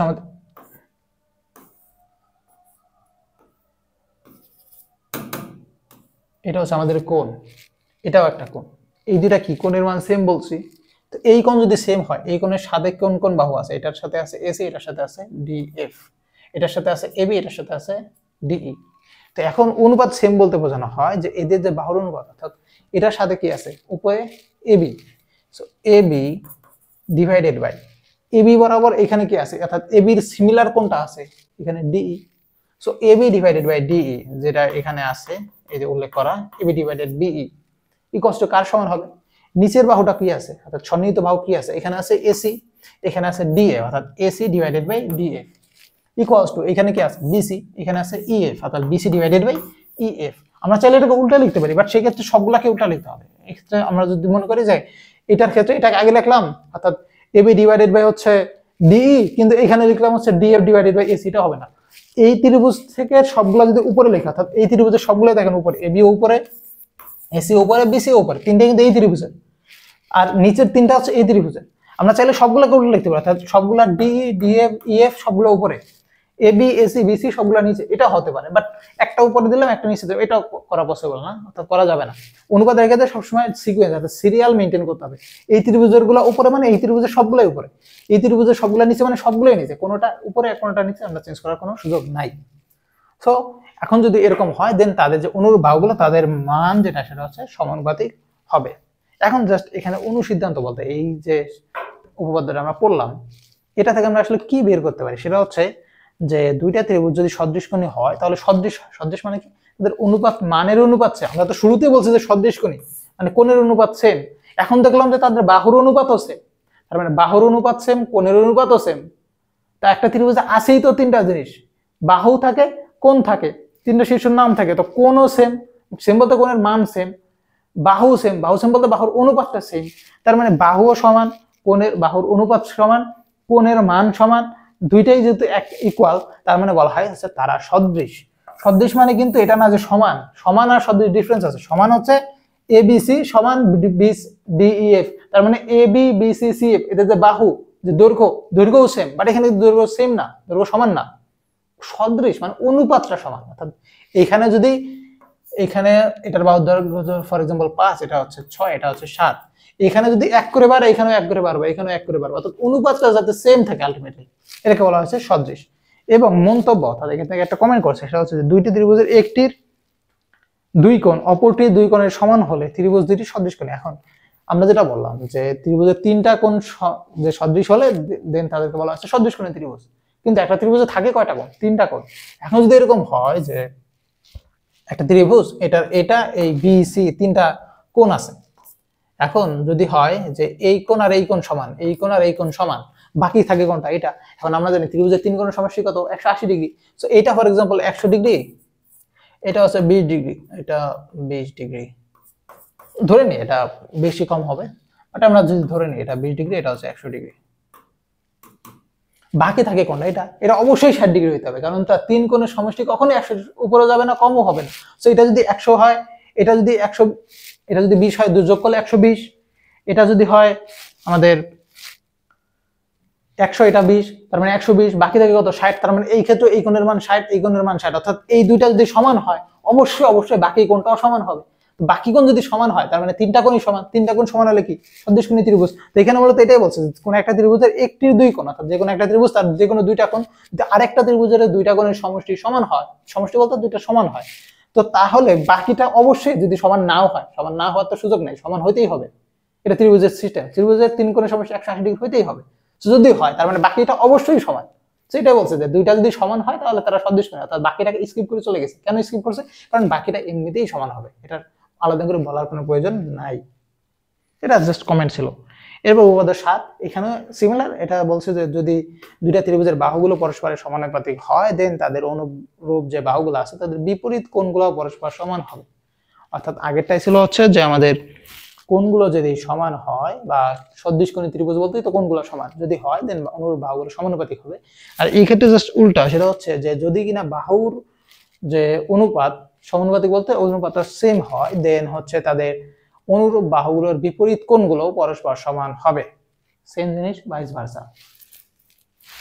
এরপর যেটা আছে উপপাদ্য 8, সেটা হচ্ছে আমরা যদি আবার একটু দেখি যে যদি দুইটা ত্রিভুজের একটি কোণ, যে কোনো দুইটা ত্রিভুজ তাদের একটা কোণ অপরটির একটা কোণের সমান হয়, অর্থাৎ অপর যে ত্রিভুজটা আছে তারও একটা কোণের সমান হয় দেন এবং সমান কোণ সংলগ্ন মানে হচ্ছে ফর এক্সাম্পল এ কোণটা সমান ডি কোণটা সমান, তাদের সংলগ্ন কোণটা এইটা সংলগ্ন হচ্ছে এবি, এটা হচ্ছে এসি, এটা ডি, এটা হচ্ছে ডিএফ, যদি সমানুপাতিক হয় অর্থাৎ AB divided by AC D divided by DF যদি সমানুপাতিক হয় তবে ত্রিভুজ দুইটি সদৃশ হবে। এটা আমরা আগেরটা থেকেও দেখতে পারি, একদম শুরু যেটা দেখে আসছি উপপাদ্য 6 যে যদি ত্রিভুজগুলা সদৃশ হয় দেন তাদের অনুরূপ বাহুগুলোও সমানুপাতিক হবে। আর এখন কি বলতেছে যে যদি কিনা তারা হচ্ছে সমানুপাতিক হয় দেন ত্রিভুজ দুইটা সদৃশ হবে, অর্থাৎ পিথাগোরাসের উপপাদ্য আমরা দেখে আসছিলাম না যে যদি সমকোণ হয় দেন হচ্ছে অতিভুজের উপর অঙ্কিত বর্গক্ষেত্রের ক্ষেত্রফল হবে হচ্ছে অপর যে দুইটা বাহু তাদের উপর অঙ্কিত বর্গক্ষেত্রের ক্ষেত্রফলের সবিশেষ সমান। আর বিপরীতটা কি বলছে, যদি বিপরীত যে দুইটা বাহু আছে তাদের উপর অঙ্কিত বর্গক্ষেত্রের ক্ষেত্রফলের সমষ্টির সমান যদি অতিভুজের উপর অঙ্কিত বর্গক্ষেত্রের ক্ষেত্রফলের সমষ্টির সমান হয় দেন এটা সমকোণী ত্রিভুজ, ভাইস ভার্সা। অর্থাৎ একটা এটা হলে এ থেকে যদি বি হয় তো বি থেকেও এ হবে।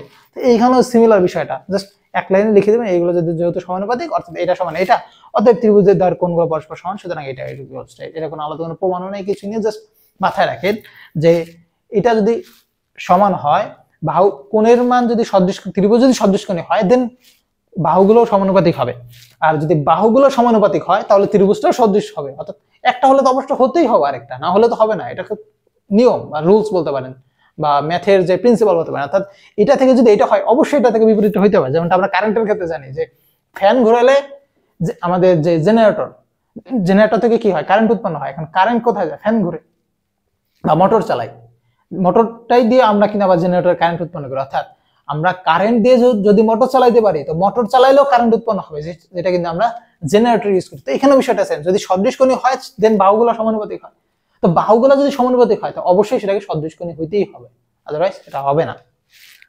সো উপপাদ্য 8 আমরা গেল। এবার 8 9 যেটা আছে যে দুইটা সদৃশ ত্রিভুজ, এখন একটু এক্সটেন্ড ভার্সন, সেটা হচ্ছে দুইটা সদৃশ ত্রিভুজের ক্ষেত্রফলের অনুপাত তাদের যে কোনো দুইটি অনুরূপ বাহুর উপর অঙ্কিত বর্গক্ষেত্রের ক্ষেত্রফলের সমান হবে, অনুপাতের সমান হবে। অর্থাৎ এখানে বিষয়টা খুবই সহজ, জাস্ট অনুপাতের যে অংশটা ছিল আমাদের যে নিচের চিত্রে আছে এবিসি এডিএফ ত্রিভুজ দ্বয় আছে সদৃশ, সদৃশ হলে কি জানি আমরা, বাহুগুলোর অনুপাত সমান হয়। দেন ত্রিভুজ দুইটা অনুরূপ বাহু আছে বিসি এবং ইএফ, তাদের অনুপাত সমান হবে, অর্থাৎ বিসি এবং ইএফ এদের অনুপাত সমান হবে।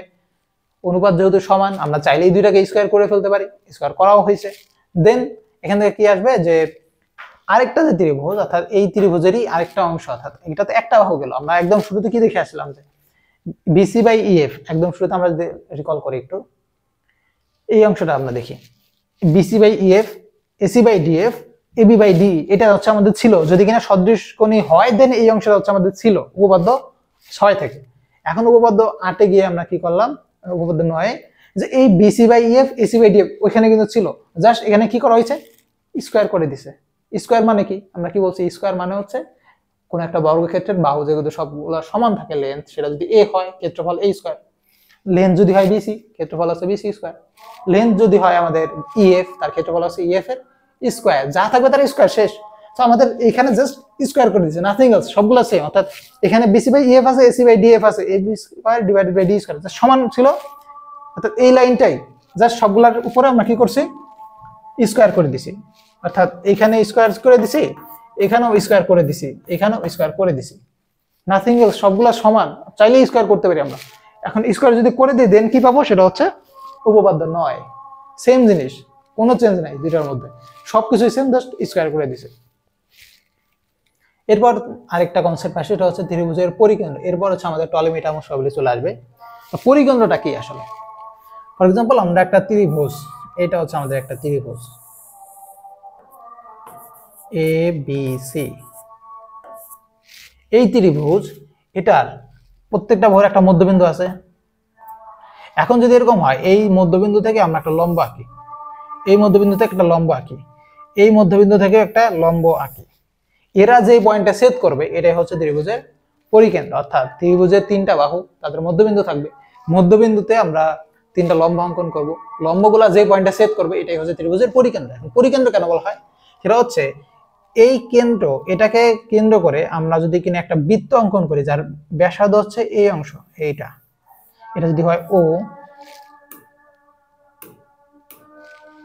এই যে অংশটা এটা হচ্ছে তার দৈর্ঘ্য, দৈর্ঘ্য বলতে তার ব্যাসার্ধ।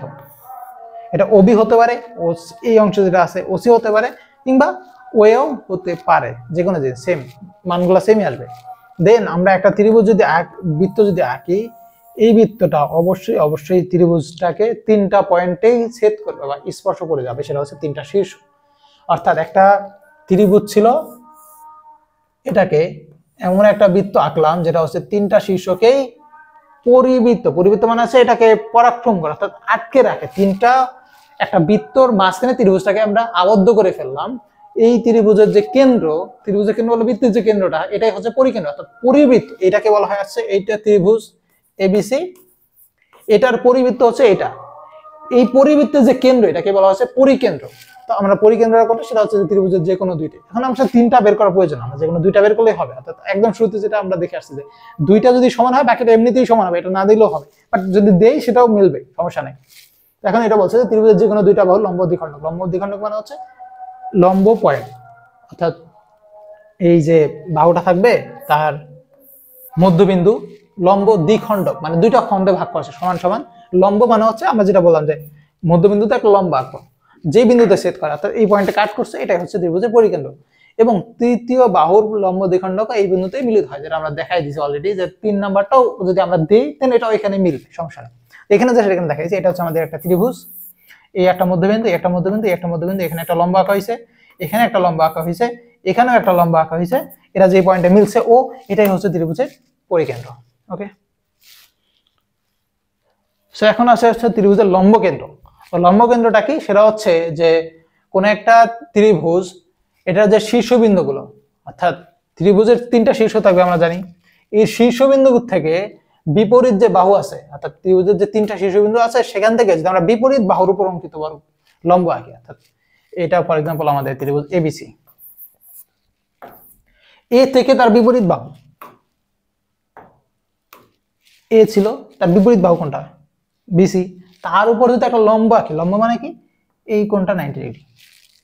এরপর আরেকটা শীর্ষ সি, এর উপর আরেকটা বিপরীত বাহু কোনটা? এবি, তার উপর লম্ব, তার মানে এটা 90 ডিগ্রি। সেম ভাবে বি থেকে, এইখানেও মূলত দুইটা, এখানে যে পয়েন্টটা সেট করবে আমরা চাইলে দুইটাই বের করতে পারি, অবশ্যই অবশ্যই দ্বিতীয়টা ওইখানে মিলবেই মিলবে। সো আমরা যে কোনো দুইটা বের করলে আমাদের কাজ শেষ, বাট আমরা দেখাচ্ছি যেহেতু আমরা তিনটাই দেখাচ্ছি, সমস্যা নেই। সো এইখানে আরেকটা বিপরীত বাহু, বিপরীত শীর্ষ, এখান থেকে বিপরীত বাহু হচ্ছে এটা, তার উপর লম্ব, এইগুলা যে পয়েন্টে সেট করবে এটাকে বলা হচ্ছে লম্ব কেন্দ্র। ওকে, সো আই থিঙ্ক বুঝতে পারছো লম্ব কেন্দ্র। তো এখন আমাদের পরেরটা হচ্ছে ভার কেন্দ্র। ভার কেন্দ্রটা কি? সেটা হচ্ছে যে কোনো একটা ত্রিভুজ, তার যে মধ্যমা তীরটা আছে, এদের যে মধ্যমা, এরা যে পয়েন্টে ছেদ করা, অর্থাৎ একটা ত্রিভুজ তিনটা শীর্ষ থেকে অপর যে বাহুগুলো আছে তাদের মধ্যবিন্দুর সংযোগ রেখা, এদের যে ছেদবিন্দু এটাকে বলা হচ্ছে মধ্যমা। তো মধ্যমাগুলো যে পয়েন্টে ছেদ করে সেটাকে বলা হচ্ছে ভার কেন্দ্র। এবং ভার কেন্দ্রের একটা বিশেষ বৈশিষ্ট্য আছে, সেটা হচ্ছে ভার কেন্দ্রে মধ্যমাগুলো অনুপাত 2:1 হয়। এটা কি মিন করে সেটা যদি আমরা একটু দেখি।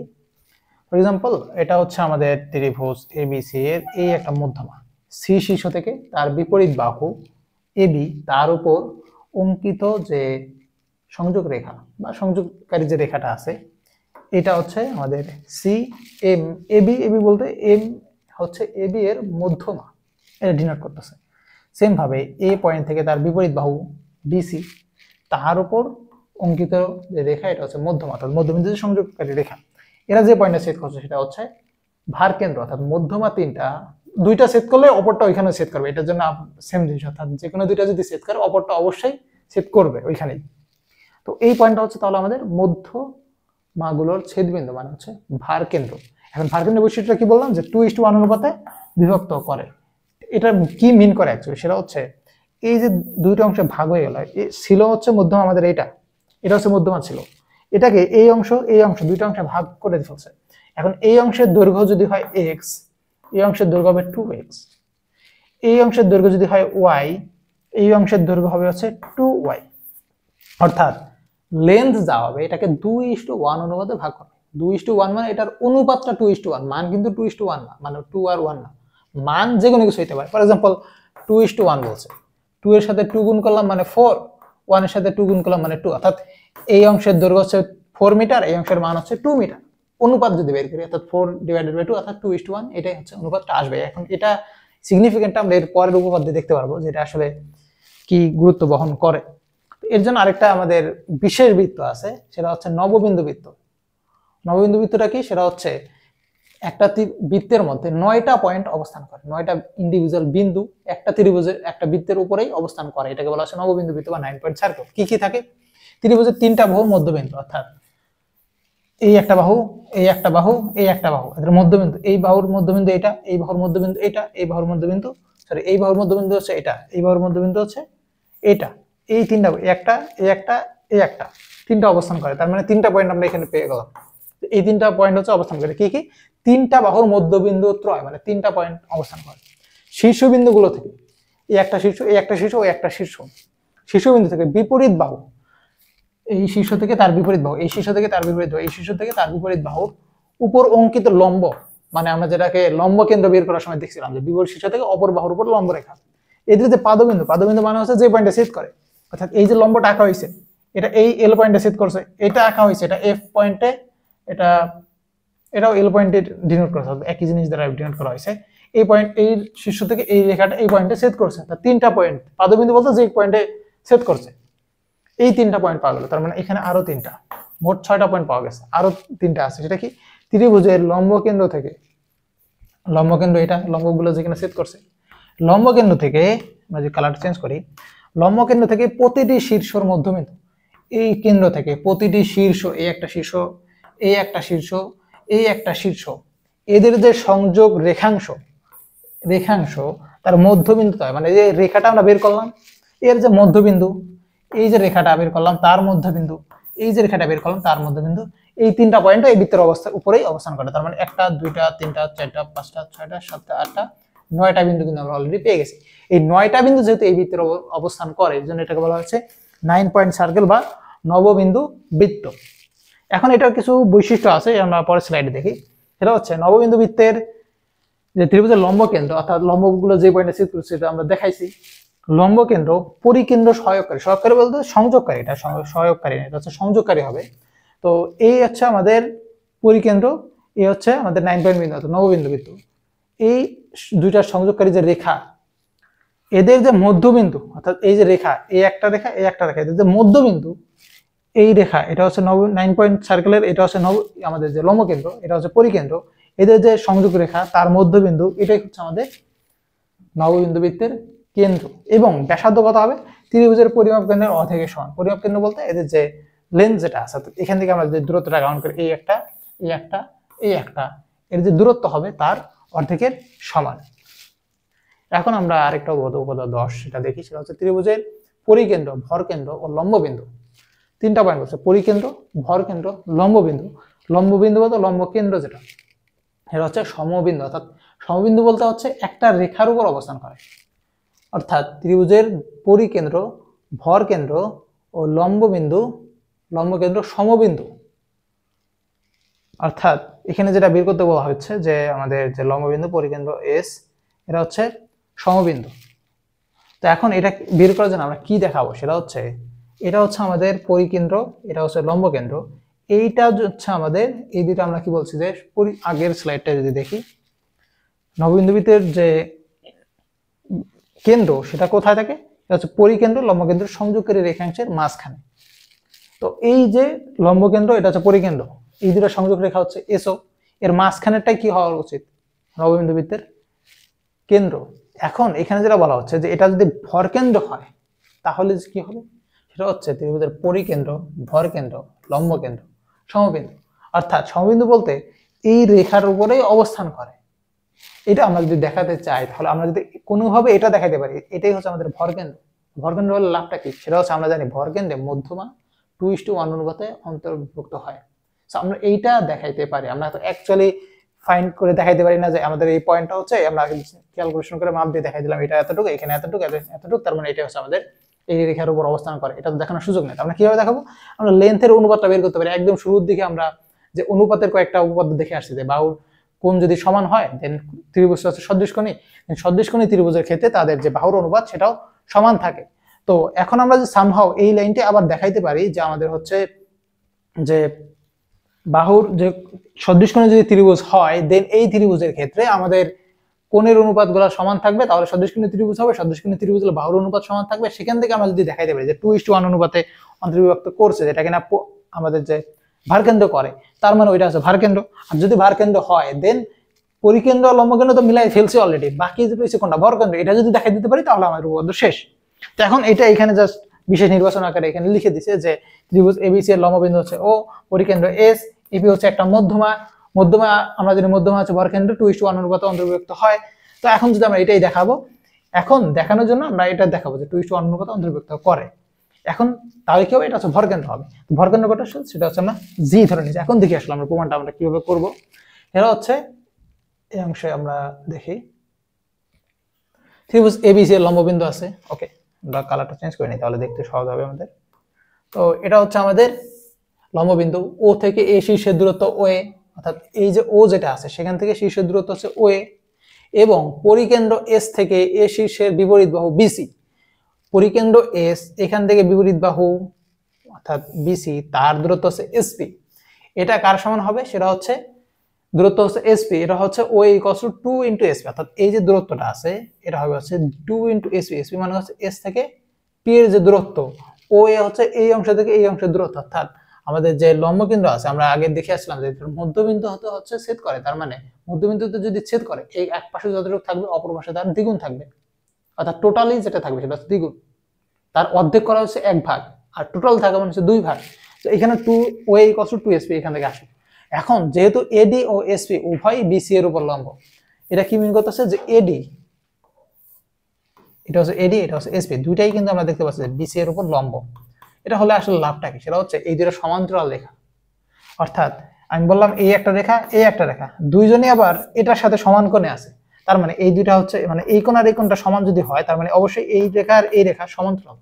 সমান্তরাল হলে লাভটা কি, সেটা হচ্ছে আমরা জানি একান্তর কোণের একটা কনসেপ্ট জানি, সেটা হচ্ছে জেড আকৃতির। তখন কিন্তু এই রেখা দুটো সমান্তরাল থাকে, একটা রেখা তাদেরকে মাঝখান থেকে ছেদ করে, তখন এই কোণ আর এই কোণ যে উৎপন্ন হয় এদেরকে বলা হয় যে একান্তর কোণ। একান্তর কোণ পরস্পর সমান হয়। এবং আরেকটা কনসেপ্ট আমরা জানি, সেটা হচ্ছে দুইটা রেখা যদি পরস্পর ছেদ করে তখন এই কোণটা সমান হয়, এই কোণ আর এই কোণও সমান হয়, এদেরকে বলা হয় যে বিপরীত কোণ। আমাদের এই কনসেপ্ট দুইটাই কাজে লাগবে, একটা হচ্ছে একান্তর কোণ, একটা হচ্ছে বিপরীত কোণ। বিপরীত কোণের কন্ডিশন কি, দুইটা রেখা সামহাও ছেদ করলেই হয়ে যাবে, আর কোনো কন্ডিশন নাই, বিপরীত কোণ সমান হবে বিপরীত কোণ। আর একান্তর কোণের ক্ষেত্রে আমাদের কন্ডিশন কি, দুইটা রেখা সমান্তরাল হতে হবে, অন্য একটা রেখা কাট করবে, যদি করে এই কোণ আর এই কোণ সমান, এই কোণ আর এই কোণ সমান, শেষ। ওকে, সো এখন আমরা দেখি এখানে যেহেতু এই অংশটা আছে তো ও ইকুয়াল টু 2 এসপি, এটা ঠিক আছে। এখন যেহেতু এডি এবং এসপি, আমাদের এডি এবং এসপি, এই এডি এসপি দুইটাই যদি সমান তোরাল, কেন, কারণটা হচ্ছে এটা হচ্ছে 90 ডিগ্রি, তার মানে সমান্তরাল কন্ডিশন পাওয়া গেছে, মানে একটা ছেদবিন্দু লাগবে বা ছেদক রেখা লাগবে, এটা হচ্ছে ছেদক। যদি ছেদক কোনটা, যে লম্ব এবং এডি সমান্তরাল এসপি, এবং এপি হচ্ছে এদের ছেদক, অর্থাৎ এই যে রেখাটা আছে এপি, এটা না আমাদের এটাও ছেদক, এটাও দেওয়া আমাদের একান্তর কোণটা বের করা যাবে, বাট আমাদের লাগবে হচ্ছে এপি, এই অংশটা যদি ছেদক হয় তার মানে এই একটা একান্তর কোণ, এই একটা একান্তর কোণ, অর্থাৎ এখানে এরকম মিন করতেছে, এরকম এই কোণ আর এই কোণটা সমান হবে, কারণটা হচ্ছে জেড আকৃতির দুইটা সমান্তরাল রেখা, তাদের একটা ছেদক, এই হচ্ছে ছেদক, দেন এই কোণটা আর এই কোণটা সমান হবে, এটাকে বলা হচ্ছে একান্তর কোণ। তো যেহেতু একান্তর কোণ এখানে এটা উল্লেখ করে দিছে, এই যে এখন এখানে যেহেতু একান্তর কোণ তার মানে অ্যাঙ্গেল পিএডি, অর্থাৎ এই পিএডি, এটা আমরা যদি দেখায় আলাদা হয়, পিএডি এটা পিএডি এবং এসপিজি, পিএডি এবং এপিএস এই অংশ বা এসপিজি যাই বলি, যেহেতু এই অংশ আর এই অংশ সেম, সো এটা সমান। এখান থেকে পরের লাইনে এসপিজি আসলে দিয়ে দেওয়া হয়েছে, অর্থাৎ আমরা এই রেখাটাকে এতটুকু রাখি অথবা এই রেখাটা বাড়াইতে বাড়াইতে আমরা এই পর্যন্ত নিয়ে যাই, আলটিমেটলি তো কোণের মান তো চেঞ্জ হচ্ছে না। অর্থাৎ আমি বললাম এটা হচ্ছে অ্যাঙ্গেল 60 ডিগ্রি, এটাকে আরো বড় করলাম, এটাকে আরো বড় করলাম, কোণের মান কি চেঞ্জ হবে? উত্তর হচ্ছে কোণের মান তো চেঞ্জ হবে না। আমরা কিংবা এটাকে আরো ছোট করলাম, এতটুকু রাখলাম, বাকি অংশ মুছে ফেললাম, চেঞ্জ হবে কোণের মান? কোণের মান তো চেঞ্জ হচ্ছে না। সো আমরা এই অংশটাকে রাখি অথবা একটু বাদ দিয়ে ফেলি, কোণের মান যা ছিল তাই আছে। তো এখান থেকে এই অংশটা জাস্ট একটু শর্ট করা হয়েছে। কেন? কারণ হচ্ছে আমরা এইখানে একটা ত্রিভুজ, এখানে একটা ত্রিভুজ দেখতে পাচ্ছি, এই একটা ত্রিভুজ, এই একটা ত্রিভুজ। এখন ত্রিভুজের মধ্যে আমরা সদৃশ কোণের কনসেপ্ট আনবো, সেটা হচ্ছে ত্রিভুজ এজিও, অর্থাৎ এজিও এই যে এটা এজিও এবং পিজিএস এই যে ছোটটা যেটা দেখাইলাম আগে, এই দুইটার মধ্যে কি কি সমান? এই কোণ আর এই কোণ সমান। কেন? কারণটা হচ্ছে একান্তর কোণ। এই কোণ আর এই কোণ সমান, এই কোণ আর এই কোণ সমান। কেন? কারণটা হচ্ছে বিপরীত কোণ, অর্থাৎ এই অংশটা এখানে ছেদ করছে, এই যে এই একটা রেখা, এই একটা রেখা, এটা এখানে, এটা এখানে ছেদ করছে, তার মানে একান্তর কোণ সমান। এখন একান্তর কোণ সমান, বিপরীত কোণ সমান। এখন আমরা ত্রিভুজের সদৃশ কোণী হওয়ার একদম শর্ত কি দেখছিলাম? যে দুইটা কোণ মান যদি সমান হয়, অপরটাও সমান হবে, এবং তিনটা কোণের মানই যখন সমান হয়ে যায় তখন সেটাকে বলা হচ্ছে সদৃশ কোণী ত্রিভুজ। এবং সদৃশ কোণী ত্রিভুজের ক্ষেত্রে কি আছে? সেটা হচ্ছে সদৃশ কোণী ত্রিভুজের বিপরীত বাহু যে সন্নিহিত বাহুদ্বয়, এদের যে অনুপাত এটা হচ্ছে সমান থাকে। তো এখন এই অংশ, অর্থাৎ এই দুইটা তো আমার সমান, একটা বিপরীত কোণ একটা একান্তর কোণ, তাহলে এই অবশিষ্টটাও সমান হবে। দেন এই দুইটা সদৃশ কোণী, সদৃশ কোণী হলে কি হবে? এদের বাহুর যে অনুপাত এটা সমান হবে। তো বাহুর অনুপাত থেকে কি লেখা যায়? AG divided by GP, OA divided by SP, অথবা বা অর্থাৎ লেখা যায়। এখন ওএ এর সমান আমরা কি দেখে আসছিলাম? এই যে ওএ ইকুয়ালস টু 2sp, এটা জাস্ট এখানে বসাই দিছে, এসপি এসপি কাটা, দেন 2:1। এখন আমরা ভারকেন্দ্রের কনসেপ্টটা কি দেখলাম? যে ভারকেন্দ্র হচ্ছে আমাদের 2:1 অনুপাতে ভাগ করে, আর এখানে আমরা অনুপাতটাও পেলাম হচ্ছে 2:1, এই যে 2:1 অনুপাতে ভাগ করছে, তার মানে এটা কি? ভরকেন্দ্র। তার মানে আমরা যেটা দেখাতে চাচ্ছিলাম যে এবিসি এর ভরকেন্দ্র, এটা প্রমাণ করে যথেষ্ট। কারণটা হচ্ছে এই দুটো তো অলরেডি লাইনের মধ্যে আছেই, বাকি একটা বাকি আছে, এটাকে যদি দেখাইতে পারি এটাও লাইনের মধ্যে আছে, তাহলে আমরা বলে দিতে পারবো যে অবশ্যই এই তিনটা সমবিন্দু। সো আমাদের যেটা দেখানো বলা হয়েছিল এটা ভরকেন্দ্র। এখন ভরকেন্দ্র দেখাতে বলার যে প্রসেস, অর্থাৎ এটা যে ভরকেন্দ্র, এটার বৈশিষ্ট্যটা আসলে আমরা কিভাবে বুঝবো? আমরা তো দেখে বলে দিতে পারি না এটা হচ্ছে আমাদের ভরকেন্দ্র। হ্যাঁ, বলে দিলাম, বলে দিলে তো হবে না, এটা দেখাইতে তো হবে। কিভাবে দেখাইছে?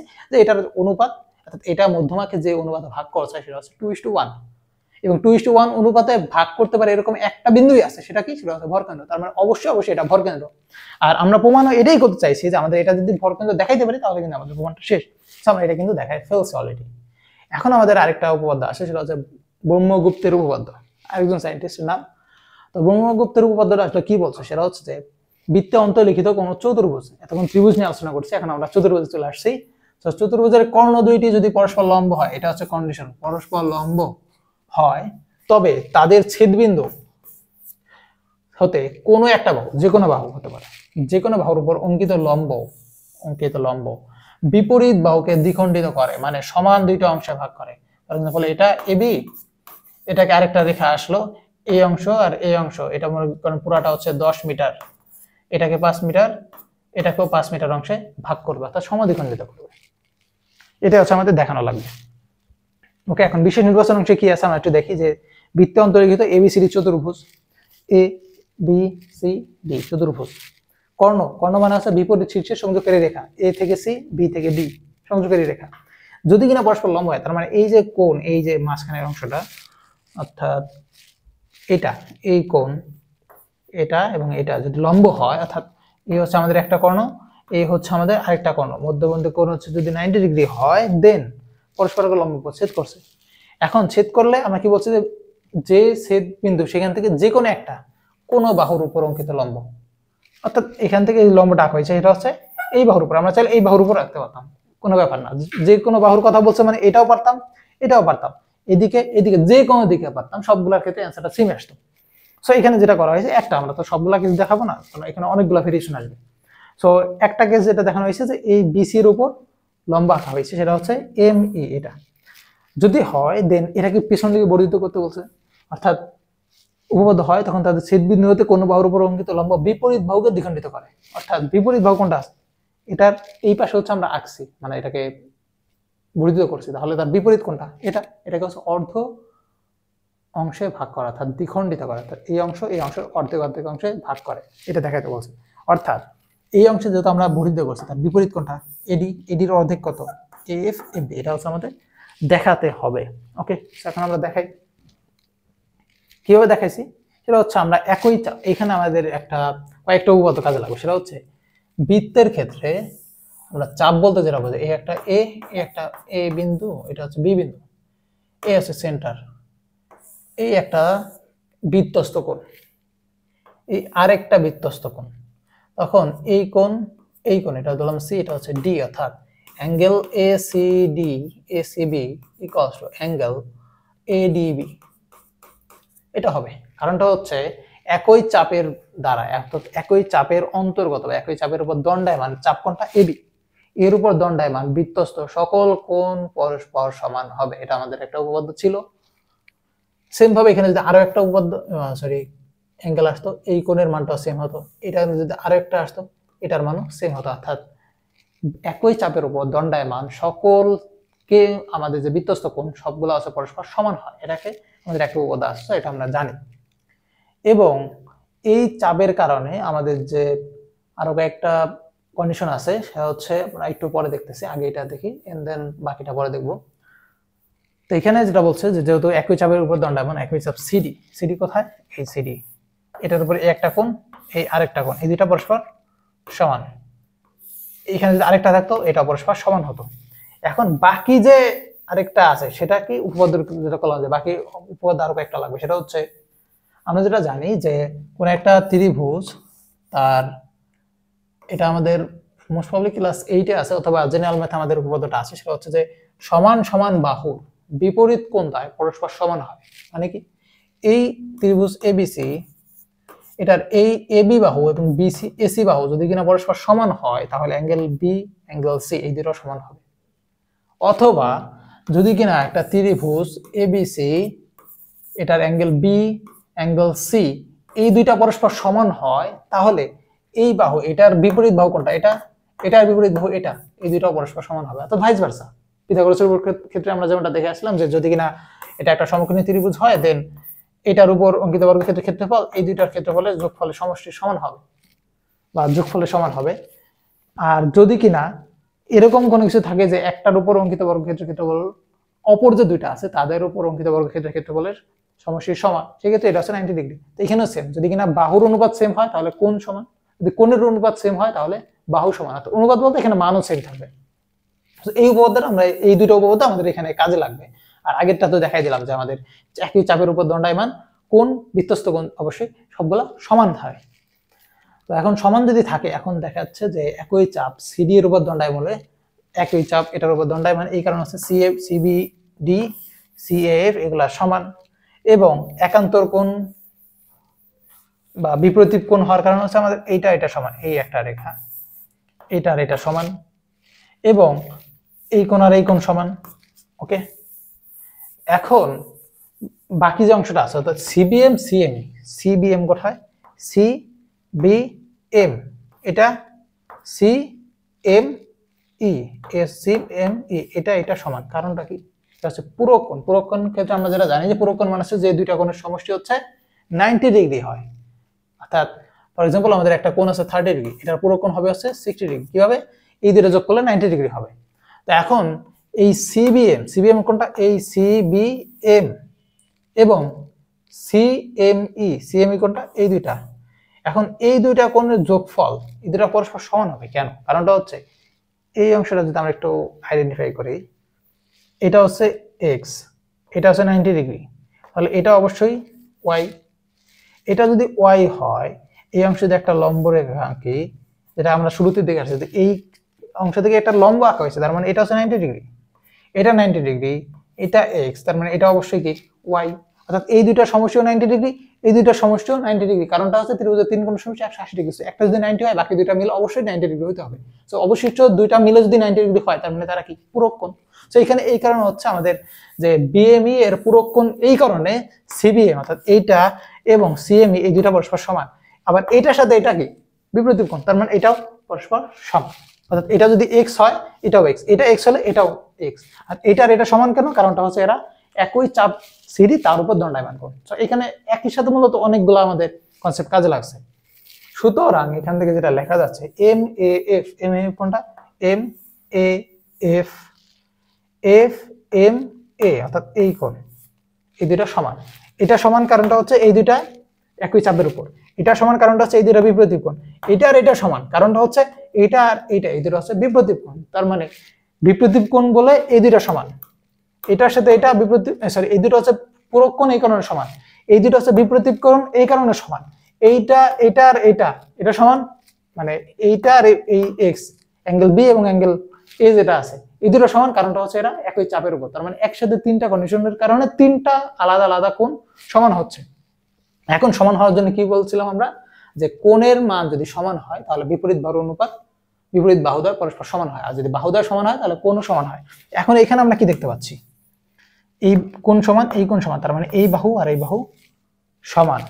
সো এখন এই দুটো যদি সমান তার মানে F equals to F M, অর্থাৎ এই যেটা বললাম যে দুইটা কোণ যদি সমান হয় তাহলে এই কোণের বিপরীত বাহু এটা, এই কোণের বিপরীত বাহু এইটা, এই দুটো পরস্পর সমান হবে, অর্থাৎ এফ এফ এম সমান হবে।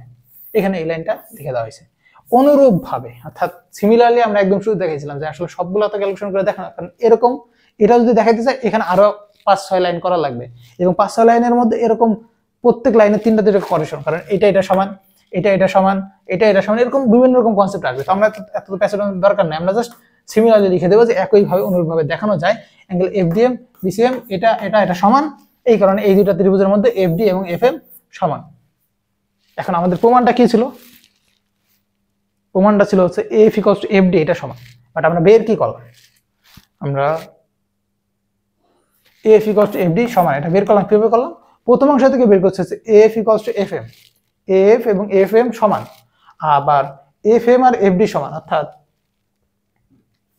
কাইন্ড অফ এরকম যে A B equals to CD, CD equals to M N. তাহলে এ বি আর সিডি সমান, সিডি আর এম এন সমান, তাহলে এ বি আর এম এন ও সমান, অর্থাৎ এই দুটো সমান এই দুটো সমান। সিডি যেহেতু দুই জায়গায় কমন আছে তো সিডির পরিবর্তে এম এন বসে দিই, অথবা সিডির পরিবর্তে এবি বসে দিই, আলটিমেটলি এটাই চলে আসবে। তো এখানে এফ আর এফ এম সমান, আবার F M R F D সমান, তো দুই জায়গা থেকে এফ ডি বাদ দেই, এফ আর এফ ডি সমান, শেষ। এটা কিন্তু আমাদের উপপাদ্য, প্রমাণ করার কথা ছিল F equals to F D, এটা কিন্তু আমরা প্রমাণ করে ফেলছি অলরেডি। এখন আছে হচ্ছে আমাদের টলেমির উপপাদ্য, এটা হলে আজকের মতো আমাদের শেষ। সেটা হচ্ছে বৃত্তে অন্তর্লিখিত, আবারও চতুর্ভুজ আসবে, বৃত্তে অন্তর্লিখিত কোন একটা চতুর্ভুজের কর্ণদ্বয়ের অন্তর্গত আয়তক্ষেত্র। আবার আসবে আয়তক্ষেত্র বলতে আমরা কি দেখাইছিলাম, আয়তক্ষেত্রের ক্ষেত্রফল বলতে অর্থাৎ একটা বাহু যদি হয় এ আর একটা হচ্ছে বি তাহলে ক্ষেত্রফল আছে এবি, এটাই আমাদের মূলত এখানে আবার কাজে লাগবে। অর্থাৎ আয়তক্ষেত্র ওই চতুর্ভুজের বিপরীত বাহুদের অন্তর্গত আয়তক্ষেত্রের সমষ্টির সমান। অর্থাৎ আমরা যদি একটু ভিজুয়ালাইজ করি সেটা হচ্ছে, মনে করি বৃত্তে অন্তর্লিখিত এবিসিডি চতুর্ভুজ, এটা এই এ বি সি ডি চতুর্ভুজের বিপরীত বাহুগুলো যথাক্রমে, বিপরীত বাহু কি এ বি, যেটা এর বিপরীত বাহু কোনটা সিডি, বিসি এর বিপরীত বাহু কোনটা এডি, এসি এবং বিডি চতুর্ভুজের দুইটা কর্ণ, এই বিপরীত শীর্ষ যোগ করছি, এই বিপরীত শীর্ষ যোগ করছি, এরা হচ্ছে দুইটা কর্ণ। তো প্রমাণ করতে হবে AC equals to AC into BD, অর্থাৎ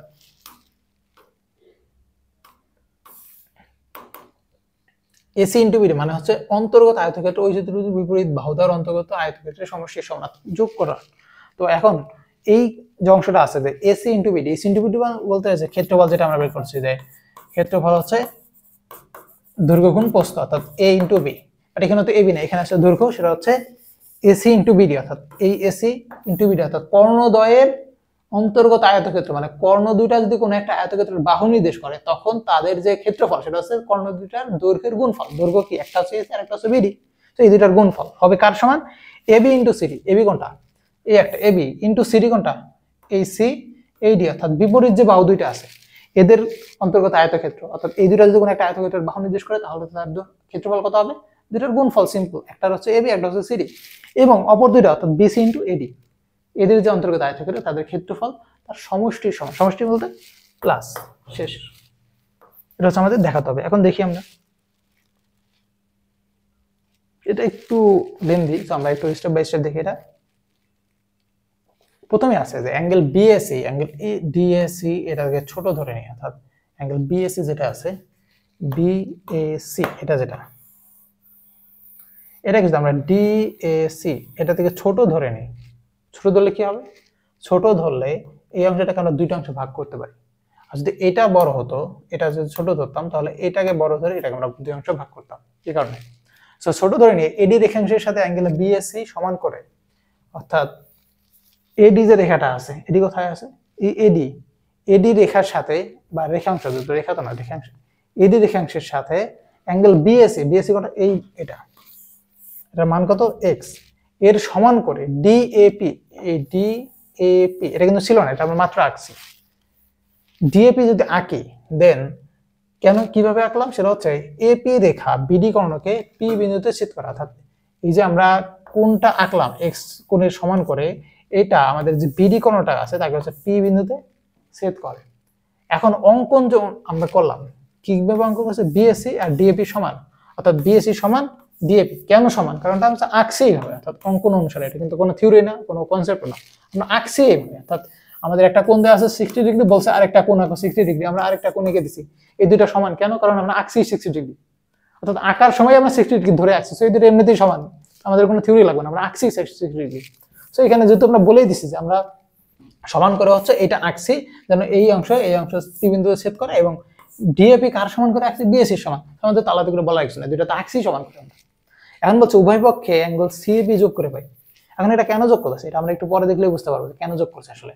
সিএপি যেটা, সিএপি বলতে গেলে সিএপি এই অংশটা যদি দুই পাশে যোগ করে ফেলি, তো যোগ যদি করি তাহলে বিএসসি সিএপি, অর্থাৎ দুই পাশে যোগ করছে, এখানে বিএসসি ছিল, এখানে ডিএপি ছিল, এখানে সিএপি যোগ করছে, এখানে একটা সিএপি যোগ করছে, এটা। এখন বিএপি ইকুয়াল টু সিএডি, এটা আসলো কেন? বিএপি অর্থাৎ ছিল হচ্ছে এতটুকু, এই অংশ ছিল, এটা ছিল, এর সাথে এটা যোগ করছি, অর্থাৎ ছিল এতটুকু, তার সাথে আরো এতটুকু যোগ করছি, তাহলে বাকি অংশ মাঝখানে টুকু যদি আমরা বাদ দিয়ে ফেলি তাহলে টোটালটা পুরো হবে। সেম ভাবে ছিল হচ্ছে আমাদের এতটুকু, তার সাথে আরো এতটুকু আমরা যোগ করছি, তো টোটালটা মিলেই তো যা হবে এটাই তো অ্যাকচুয়ালি মান। সো এই কারণে যে বিএপি ইকুয়ালস টু সিএডি এটা হচ্ছে আমাদের আসলো। এটা কেন করতেছে এটা আমরা একটু পরে দেখলেই বুঝতে পারবো যে আসলে কেন করলাম এই অংশটা, যুক্ত করলাম। এখন এবিপি এবং এসিডি এর মধ্যে এখানে আছে খেলা, এখানে কেনটা করলাম আমরা? এবিপি এবং এসিডি, এবিপি কোনটা? এ বিপি, এসিডি কোনটা? এটা। এই দুইটার মধ্যে কি কি মিল আছে? বিএপি সিএডি, বিএপি সিএডি কেন মিল? কারণ আমরা আগেই দেখে আসছি এটা, এই যে বিএপি আর সিএডি এই দুটা মিল আছে। এবং এবিডি এসিডি, এবিডি এসিডি এই দুটা সমান, কারণ এটা কি একদম আগেরটার মতো, অর্থাৎ এই দুইটাই কিন্তু এডি যে চাপ আছে এই চাপের উপর অঙ্কিত বৃত্তস্থ কোণ, তার মানে এই দুইটা সমান। এরপর বা এটা সংক্ষেপে লেখছে বৃত্ত অংশ স্থিত কোণ সমান বলে, এটা আমরা আগেই দেখে আসছি যে একই চাপের উপর অঙ্কিত যত রকম বৃত্তস্থ কোণ হয় তার সবগুলো সমান হয়। সেটা একটা কঠিন বাংলা আমাদের ইউজ করার দরকার নেই, জাস্ট এখানে লিখে দিবেন যে একই চাপের উপর দণ্ডায়মান বলে শেষ। অর্থাৎ এখানে বৃত্ত অংশ স্থিত এই কথাটা না লিখে একই চাপের উপর দণ্ডায়মান, একই চাপের উপর দণ্ডায়মান এটা উল্লেখ করলেই এনাফ, এটা উল্লেখ করে দিবেন। এই কারণে এই দুটো সমান। এখন ত্রিভুজের কোণ থাকে তিনটা, দুইটা অলরেডি সমান হয়ে গেছে, বাকিটাও সমান হবে। একদম শুরুতে আমরা বলে আসছি যে দুইটা কোণ সমান হলে অপরটা এমনিতেই সমান হবে, এটা আলাদা করে দেখানোর কিছু নেই। তো এই কারণে দেখেছি যে অবশ্যই এটা সমান, অবশ্যই এটা সমান হবে। এখন যেহেতু তিনটা কোণই সমান হয়ে গেছে তার মানে কি হবে? ত্রিভুজ সদৃশকোণী। আর সদৃশকোণী কি হলে কি হয়? বাহুর অনুপাত গুলো সমান হয়। তো বাহুর অনুপাত এটা এটা এটা এটা সমান, অর্থাৎ এবার আর গুণ করে দিলে কি আসবে? এসি ইন্টু বিবি, এবি ইন্টু সিডি, একটা অংশ পেয়ে গেলাম। এখন পরের পার্টটা আমরা দেখি। আবার চলে আসছে, আবার কি কি? সেটা হচ্ছে যে ত্রিভুজ এবিসি এবং এপিডি এর মধ্যে, এবিসি এপিডি এর মধ্যে অঙ্কন অনুসারে আমরা আগের বার যেভাবে আসছি সেম ভাবে এটা এটা সমান, এটা এটা সমান, এটা এটা সমান, সদৃশকোণী হওয়ার এটা সমান হয়েছে, অর্থাৎ এসি এবং পিডি, বিসি ইন্টু এডি এটা সমান আসছে। এই কারণে আমরা আরেকটা ইকুয়েশন পাইছি। এখন যে দুইটা যোগ করবো, আগেরটা কি ছিল? আগেরটা ছিল হচ্ছে AC into BP equals to AB into CD, আর এটা কি আসলো? AC into PD equals to BC into AD, এই দুটোকে যোগ করলাম। অর্থাৎ এসি ইন্টু পিডি আগে ছিল, সরি এসি ইন্টু বিপি ছিল, আর এবার আসছে হচ্ছে এসি ইন্টু পিডি, দুইটা যোগ করলাম। যোগ করার পর যেটা আলটিমেটলি আসলো যে এই দুটো যদি যোগ করি এসি কমন নিয়ে ফেললে, অর্থাৎ এখানে এসি ইন্টু পিডি, আগেরটা ছিল এসি ইন্টু বিপি, এসি যদি কমন নিয়ে ফেলি, এটা ছিল আগে, এটা ছিল এসি দুই জায়গাতে কমন আসছে, এসি কমন নিলাম, বিপি প্লাস পিডি আসলো। এখন এই পাশের অংশ যা ছিল হুবহু সেটাই আছে, কিন্তু বিপি প্লাস পিডি কোনটা? বিপি এটা পিডি, দুইটা মিলে কি হবে? বিডি। বিডিতে একটা পার্ট হচ্ছে পিডি আর বিপি, এই দুটো যোগ করলে কি আসবে? বিডি। তো এই অংশে বিপি প্লাস পিডি এর পরিবর্তে আমরা বিডি বসাই দিছি। বসাই দিলে কি আসলো? এটা হচ্ছে এইটার পরিবর্তে যদি আমরা বিডি টাকে বসাই দিই, দেন পাবো AC into BD equals to AB into CD plus BC into CD, যেটা কিন্তু আলটিমেটলি আমাদের প্রমাণ করার কথা ছিল। সো আমরা যেটা প্রমাণ করতে চাচ্ছিলাম সেটা কিন্তু অলরেডি প্রমাণিত, যে AC into BD equals to AB into CD plus BC into AD. এখানে কিন্তু আমরা এটা প্রমাণ করে ফেলছি যে AC into BD equals to AB into CD plus BC into CD. তার মানে আমাদের যেটা প্রমাণ করার কথা ছিল সেটা কিন্তু অলরেডি প্রমাণ করে ফেলছি। ওকে, সো আশা করছি সকলের ক্লাসটা বুঝতে পারছেন, এবং যদি কোনো সমস্যা থাকে দেন আমরা তো আমাদের যে ওয়েবসাইট আছে সেখানে কিউএনএ সেকশন আছে, সেখানে যোগাযোগ করতে পারেন। আর যে কোনো সমস্যা আমাদের যে গ্রুপ খোলা হয়েছে সেখানে জয়েন হয়ে যান, সেখান থেকে আপনারা সব রকম হেল্প পাবেন। এবং আমাদের ওয়েবসাইট তো আছেই, ইন্টারেক্টিভ ওয়েবসাইট, যেখানে আপনারা যে কোনো ধরনের হেল্প লাগে আমাদের যে হটলাইন নাম্বার আছে সেখানে যোগাযোগ করতে পারেন, এবং আমাদের গ্রুপ আছে সেখানে আমাদেরকে রিচ আউট করতে পারেন। যে কোনো সমস্যা সেখানে পোস্ট করলে আমরা ইনশাআল্লাহ চেষ্টা করবো সবসময় সমাধানটা দেওয়ার। এবং সকলের জন্য শুভকামনা থাকলো। আশা করছি সকলের কোর্সটা সুন্দরভাবে সম্পূর্ণ করে আপনারা আপনাদের একটা কাঙ্ক্ষিত ফলাফল অর্জনের লক্ষ্যে আরো কিছুটা ধাবিত হতে পারবেন। সকলের জন্য শুভকামনা থাকলো। ধন্যবাদ।